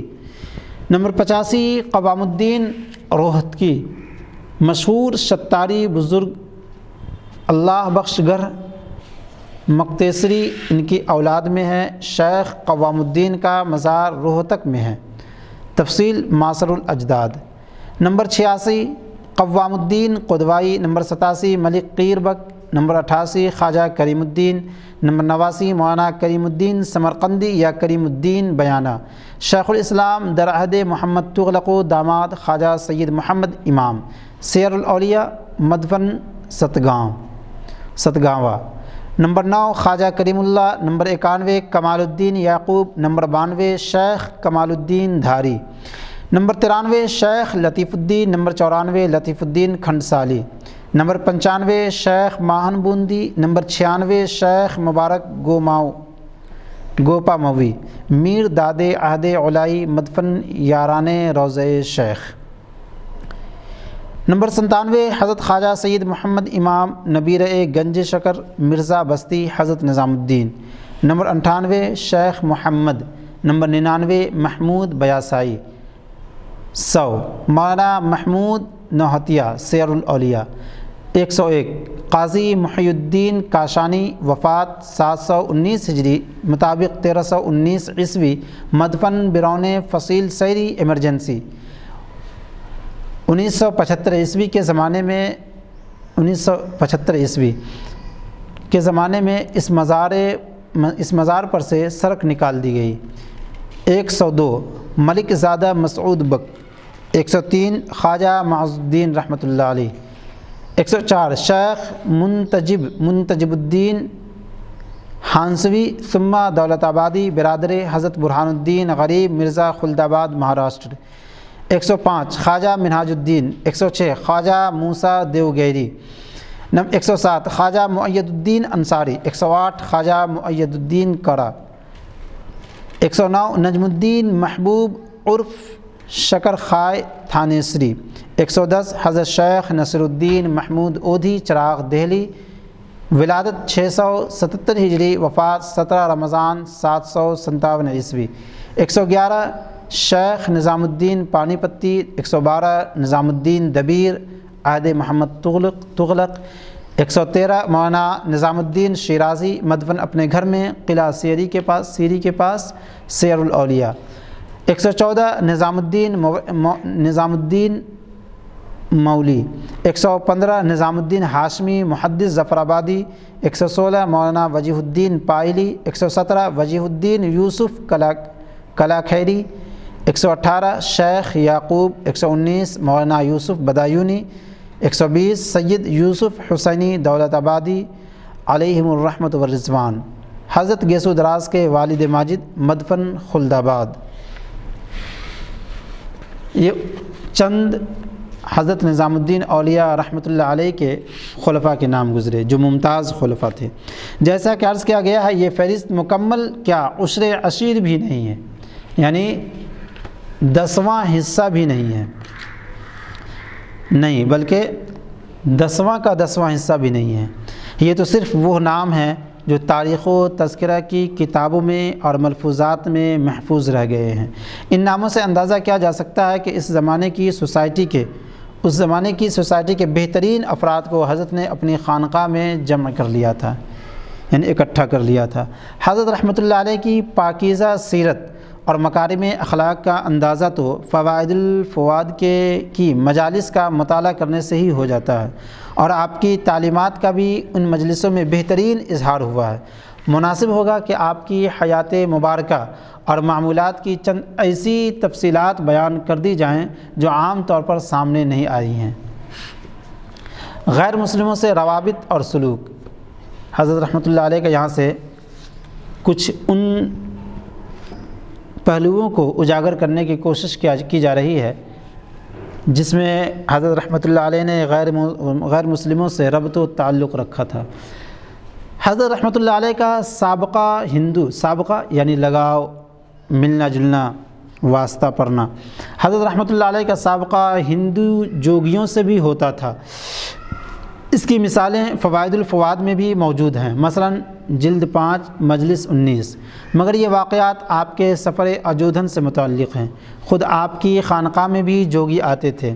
ایک بار 6 جوگی آئے اور آپ کے جماعت خانے کی دہلیز پر مراقبہ کرنے بیٹھ گئے۔ وہ کسی سے کوئی بات نہیں کر رہے تھے۔ اقبال نے جا کر حضرت کو اطلاع دی۔ حضرت نے فرمایا ان کو اندر بلا کر بٹھاؤ۔ ان جوگیوں نے حضرت کی خدمت میں آ کر تعظیم پیش کی۔ حضرت نے بڑی شفقت سے فرمایا بیٹھو۔ وہ سب فرش پر بیٹھ گئے۔ ان میں سے ایک جوگی نے اپنے ساتھی کی طرف اشارہ کرتے ہوئے بتایا کہ یہ شخص کانورو جگہ کا نام ہے، کانورو میں فلاں پہاڑ کے ایک غار میں 40 سال تک رہا ہے اور کسی سے ملاقات نہیں کی۔ پھر دوسرے کی طرف اشارہ کر کے بتایا کہ یہ 50 سال سے ایک کھوہ میں سمادھی لگائے ہوئے تھے، یعنی ایک کھوہ یعنی ایک پہاڑ کے غار میں وہی تپسیا کر رہے تھے۔ اسی طرح 5 نے اپنا اپنا حال بیان کیا کہ 40 سال مراقبہ میں رہے ہیں اور خلق سے یعنی مخلوق سے بالکل آمیزش نہیں کی، یعنی بالکل تعلق لگاؤ نہیں رکھا، ملاوٹ۔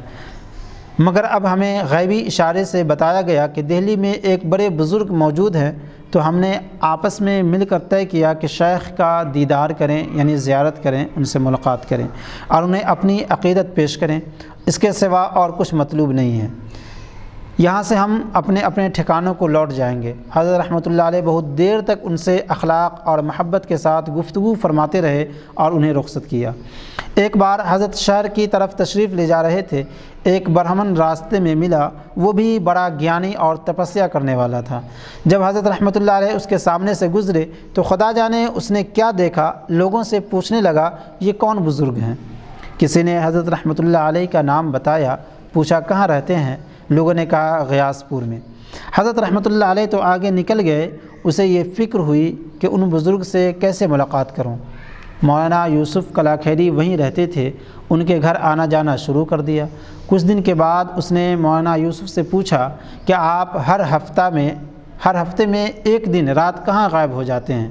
مولانا نے کہا کہ ہمارے ایک پیر ہیں، وہ غیاث پور میں رہتے ہیں، میں ہر ہفتے میں ایک دن رات ان کی خدمت میں گزارتا ہوں، یعنی ہفتے میں جتنے ہفتے آتے ہیں تو ہر ہفتے میں ایک دن اور رات مکمل طور پر مکمل دن رات اپنے پیر و مرشد کی بارگاہ میں حاضر ہوتا ہوں اور ان کی خدمت کرتا ہوں، اس لیے میں نکل جاتا ہوں۔ برہمن نے کہا کیا یہ ممکن ہے کہ آپ مجھے بھی ان کے سیوا میں لے چلیں، یعنی ان کی خدمت میں؟ مولانا نے حامی بھر لی، یعنی قبول کر لیا۔ ایک دن برہمن کو ساتھ لے کر غیاث پور آئے، اسے تو پہلے دروازے پر بٹھایا، خود حضرت رحمۃ اللہ علیہ کی خدمت میں حاضر ہوئے۔ اس وقت خواجہ محمد امام بھی حضرت کے پاس بیٹھے تھے۔ مولانا باریاب ہوئے، یعنی وہاں پہنچے تو حضرت کو بتایا کہ ایک برہمن آپ کے دیدار کا مشتاق ہو کر میرے ساتھ آیا ہے، مشتاق یعنی خواہش چاہت کے لیے، اور دہلیز پر بیٹھا ہے، یعنی چوکھٹ پہ۔ حضرت نے فرمایا اندر بلا لو۔ اس شخص نے حجرے میں حاضر ہو کر تعظیم پیش کی اور ایک طرف بیٹھ کر مراقبے میں چلا گیا، کوئی بات نہیں کی۔ حضرت رحمۃ اللہ علیہ نے سید محمد امام سے کہا، یہ مشغول ہو گیا۔ کچھ دیر کے بعد اس نے آنکھ کھولی اور زمین پر سر رکھ دیا، پھر اٹھا اور سلام کر کے چلا گیا۔ مولانا یوسف کلاخیری بہت حیران ہوئے کہ میں اس شخص کو کہاں لے آیا، اس نے تو 2 باتیں بھی نہیں کی، یوں ہی منہ اٹھا کر چل دیا۔ یوسف کلاخیری کی جانب دیکھ کر حضرت مسکرائے اور فرمایا، مولانا اس قوم میں ایسے لوگ بھی ہیں۔ اگلے دن مولانا اپنے گھر واپس آئے تو وہ برہمن آیا۔ مولانا نے کہا عجیب آدمی ہو، شیخ کے سامنے جا کر مراقبہ کرنے لگے اور ان سے 2 باتیں بھی نہیں کیں، یوں ہی واپس آ گئے۔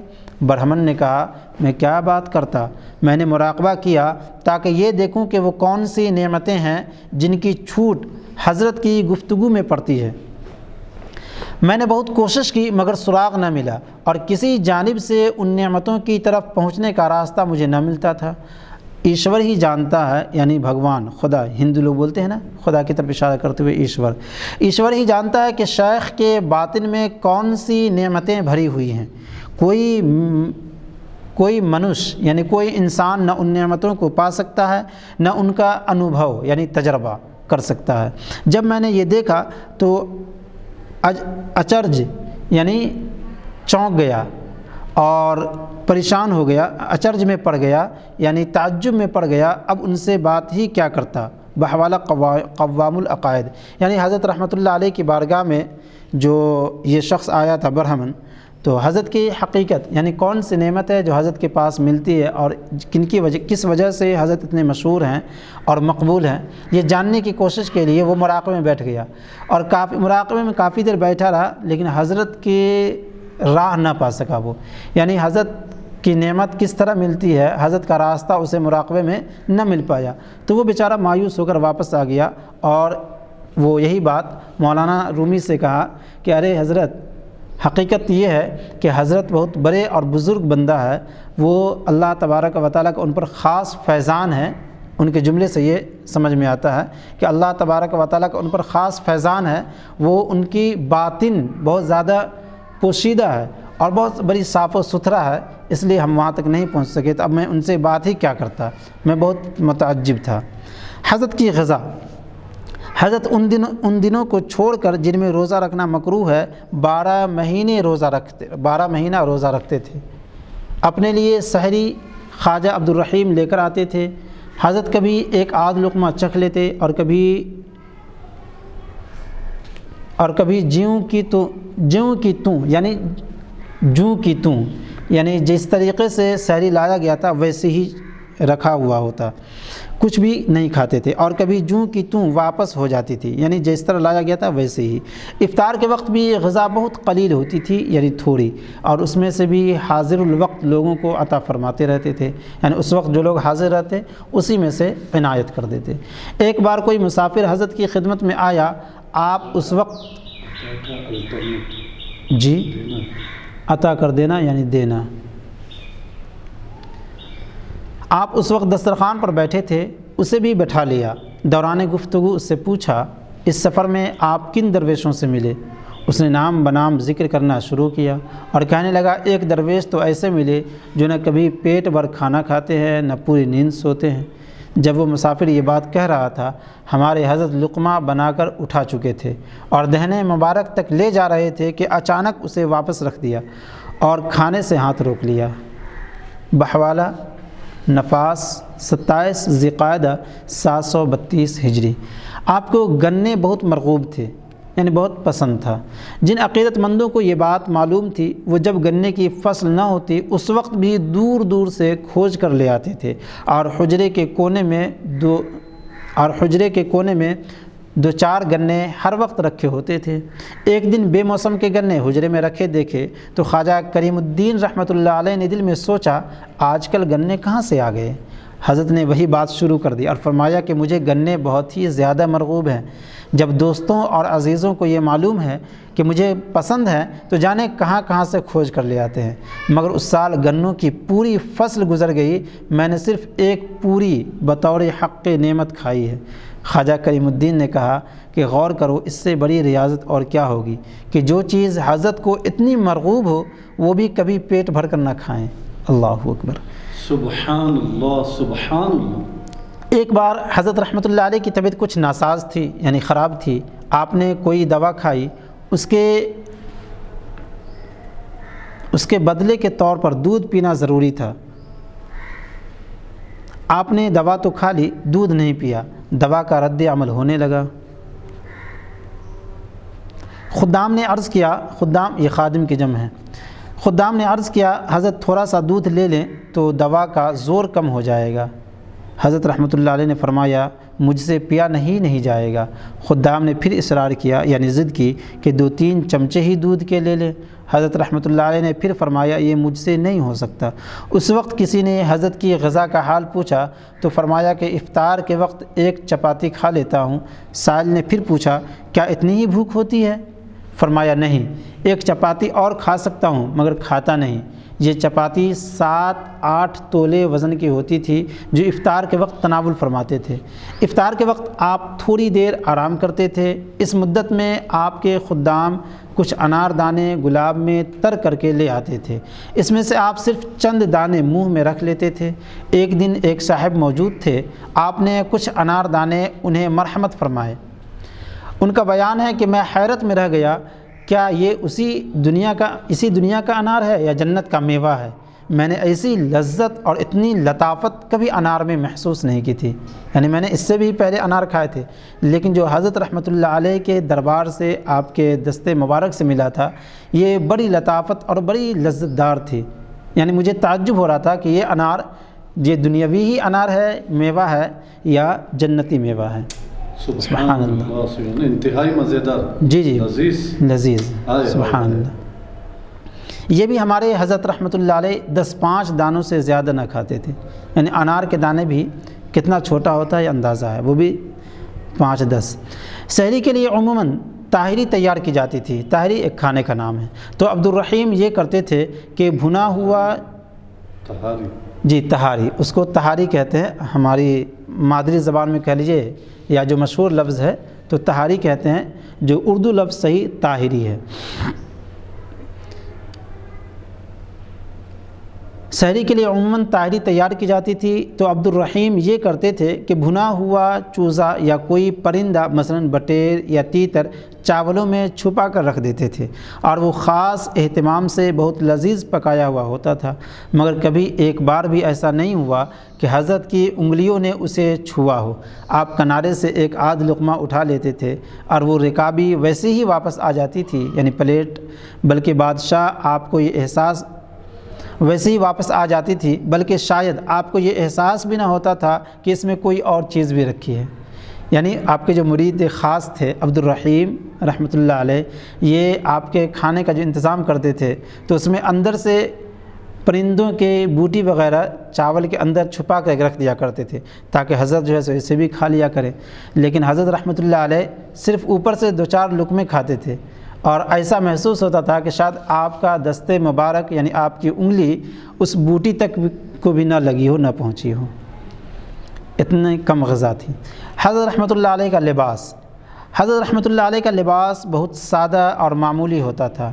لوگ طرح طرح کے کپڑے نظر میں لاتے تھے، یعنی بطور ہدیہ دیتے، مگر وہ سب تقسیم ہو جاتے تھے۔ بعض کپڑے آپ ایک آدھ دن پہن لیتے تھے تاکہ اپنا لباس کسی کو مرحمت فرمائیں تو کام آ سکے۔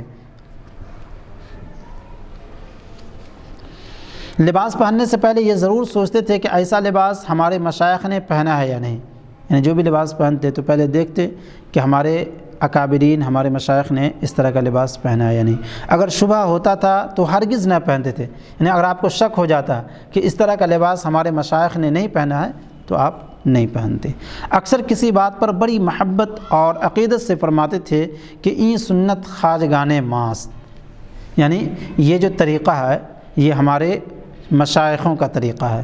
بارانی ایک لباس تھا جو علماء ظاہر پہنا کرتے تھے، آپ نے وہ کبھی نہیں پہنا۔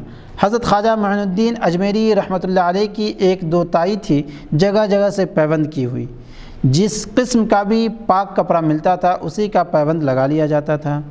حضرت خواجہ اجمیری رحمۃ اللہ علیہ نے وہ دوتائی خواجہ قطب الدین رحمۃ اللہ علیہ کو مرحمت فرمائی تھی، اور قطب الدین صاحب نے اپنے تبرکات کے ساتھ مرحمت فرمائی تھی، یعنی عطا کی تھی، دیا تھا۔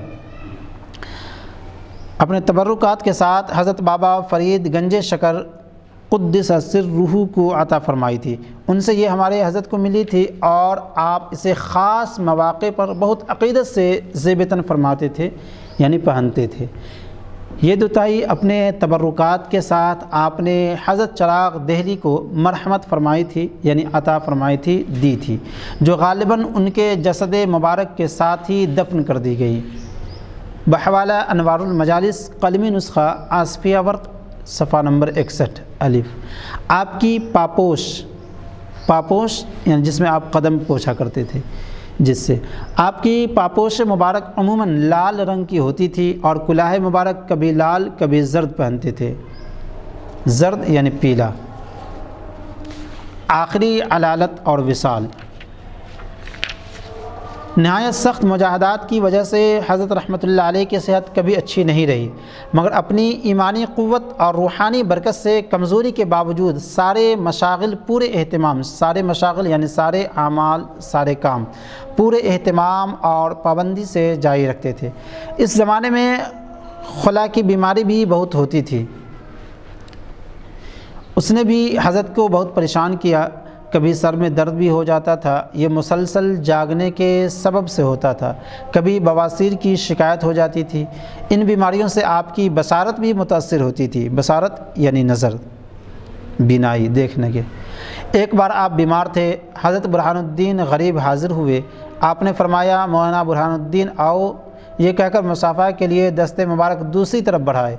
حضرت غریب سمجھ گئے کہ حضرت کی بصارت کچھ متاثر ہے، بہت دکھی ہوئے اور جماعت خانے میں آ کر رنجیدہ بیٹھ گئے، مایوس ہو کر بیٹھ گئے۔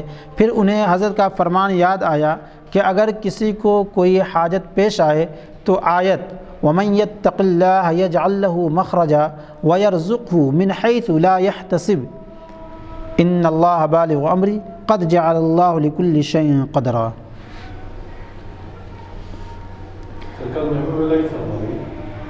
نہیں، ہاں، حضرت محبوب الہی کا جو ہے سو فرمان تھا کہ اگر کسی کو پریشانی ہو تو یہ آیت کریمہ پڑھا جائے، ہے نا؟ جی، سورہ طلاق کی، جی 2 یا 3 آیتیں ہیں، جی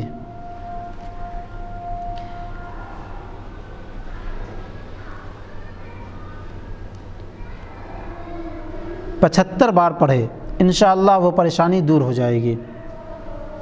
حضرت غریب نے یہی ورد شروع کیا۔ جیسے ہی 75 کا عدد پورا ہوا، اوپر سے کسی آنے والے نے بتایا کہ حضرت کو صحت ہو گئی، ہر چیز کو صحیح دیکھ رہے ہیں۔ سبحان اللہ، ماشاء اللہ، بحوالہ نفاس الانفاس۔ ایک بار حضرت رحمۃ اللہ علیہ بیمار ہوئے، خاصی پریشانی کن حالت تھی۔ کچھ دن کے بعد صحت ہونے لگی۔ ایک دن حضرت نے فرمایا کہ اس بیماری میں ہمارے ایک مرید نے خود کو ہمارے اوپر قربان کر دیا۔ جب حضرت بیمار ہوتے تھے تو خادمان درگاہ یہ کوشش کرتے تھے، یعنی درگاہ کے جو بھی لوگ خادم تھے وہ کوشش کرتے تھے کہ حضرت رحمۃ اللہ علیہ کی خدمت میں حاضر رہیں اور اچھی پرلطف باتیں کریں۔ پرلطف باتیں یعنی عمدہ باتیں، مزیدار باتیں، جن سے حضرت کو راحت ملے۔ حضرت رحمۃ اللہ علیہ خود بھی فرمائش کر کے لطائف سنتے تھے۔ ایک بار آپ بیمار تھے، حضرت برہان الدین غریب اور بہاؤالدین دارالامان حاضر خدمت تھے۔ حضرت نے مولانا بہاؤالدین سے فرمایا، کوئی لطیفہ سناؤ۔ مولانا بہاؤالدین نے کہا، ایک شخص بیمار تھا، اس سے طبیبوں نے یعنی ڈاکٹروں نے کہا کہ تم آب گوشت کے سوا اور کچھ نہیں کھانا، یعنی گوشت کے شوربہ کے علاوہ کچھ مت کھانا۔ اس کے لیے 2 من گوشت منگوایا گیا اور اتنا ہی اس میں پانی ڈالا۔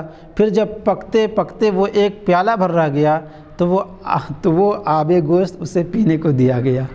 طبیب نے اس سے کہا کہ آج تم نے 2 من گوشت کھایا ہے۔ یہ سن کر حضرت نے تبسم فرمایا۔ نفاس الانفاس 29 صفر 734 ہجری۔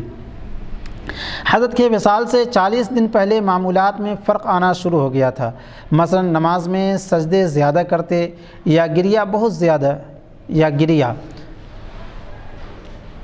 گریا یعنی رونا، گرگرانا، یا گریا بہت زیادہ اور بے سبب طاری ہو جاتا، یا تحیر کا عالم پیدا ہو جاتا۔ تحیر کا عالم یعنی حیرت میں رہتے تو غشی طاری آ جاتی، بے ہوشی۔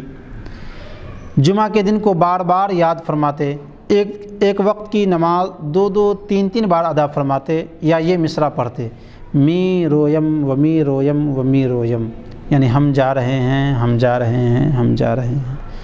اسی حالت میں ایک دن جماعت خانے میں تجرید کرائی یعنی خالی کرانا، اور اقوال سے فرمایا کہ جو کچھ ہے سب مساکین میں تقسیم کر دو، ورنہ کل خدا کے سامنے تمہیں جواب دہ ہونا پڑے گا۔ اس زمانے میں حضرت شیخ رکن الدین ملتانی دہلی میں تھے۔ وہ عیادت کے لیے آئے تو انہوں نے حضرت رحمۃ اللہ علیہ سے کہا کہ انبیاء کو حیات و موت میں اختیار دیا جاتا ہے۔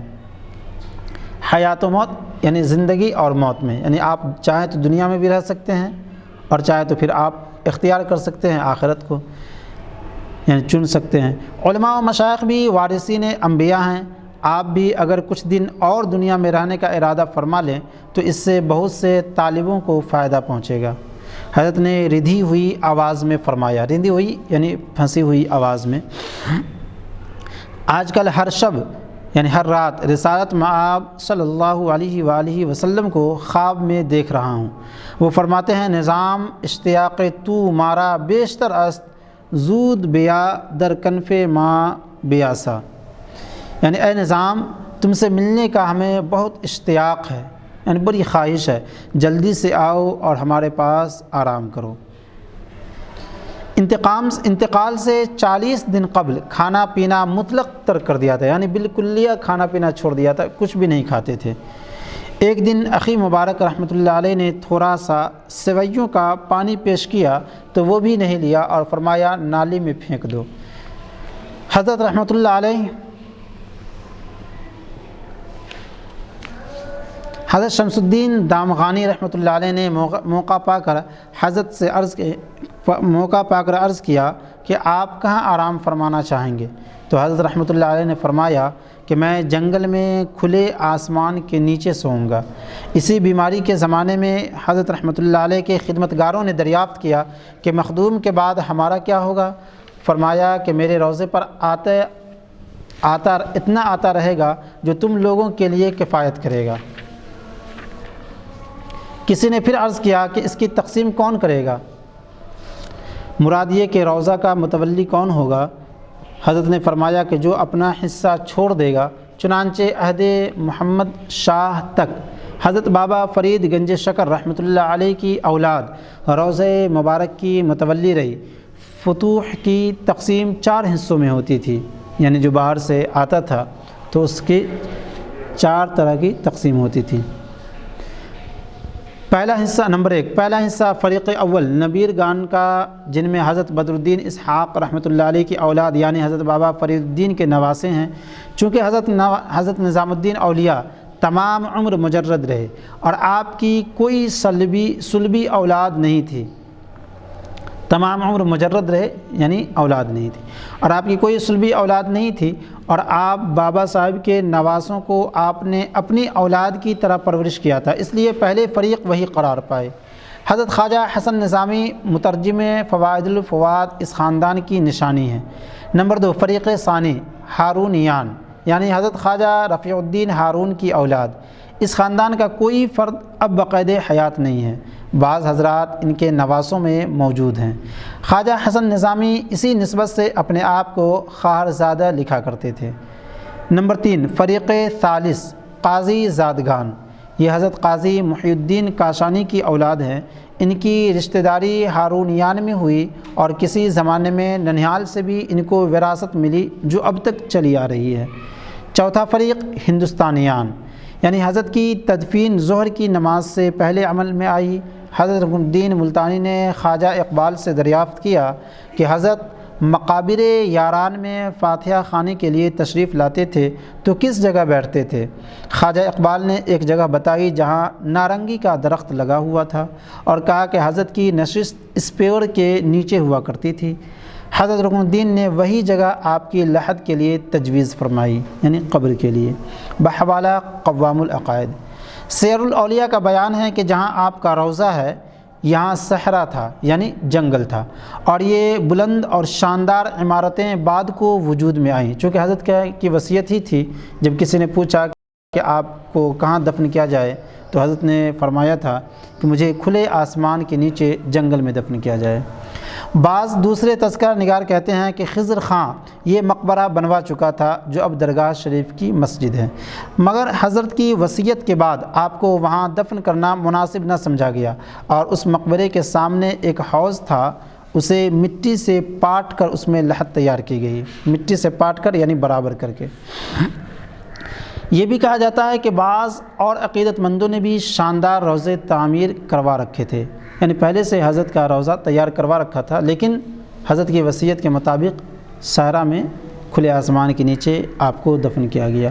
حضرت کا وصال 18 ربیع الثانی 725 ہجری مطابق 2 اپریل 1325 عیسوی بدھ کے دن صبح 7 بجے کے قریب بعد طلوع آفتاب ہوا، اور اسی دن دوپہر میں تدفین عمل میں آئی۔ تدفین یعنی دفن کا عمل۔ آپ کو حضرت رکن الدین ملتانی رحمۃ اللہ علیہ اور حضرت چراغ دہلی نے لحد میں اتارا، اور بابا صاحب رحمۃ اللہ علیہ کے تبرکات آپ کے ساتھ قبر میں رکھے گئے، یعنی خرقہ، عصا، مصلی، تسبیح وغیرہ آپ کے ساتھ دفن کر دیے گئے۔ خرقہ کیا کیا دفن کیے گئے؟ خرقہ یعنی لباس وغیرہ جی جو عطا کیا گیا تھا آپ کو اپنے مرشد کی طرف سے، تو خرقہ یعنی لباس، عصا یعنی لاٹھی، مصلی یعنی جانماز، تسبیح جو دانے ہوتے ہیں، تو یہ تمام چیزیں آپ کے ساتھ دفن کر دی گئیں۔ انشاءاللہ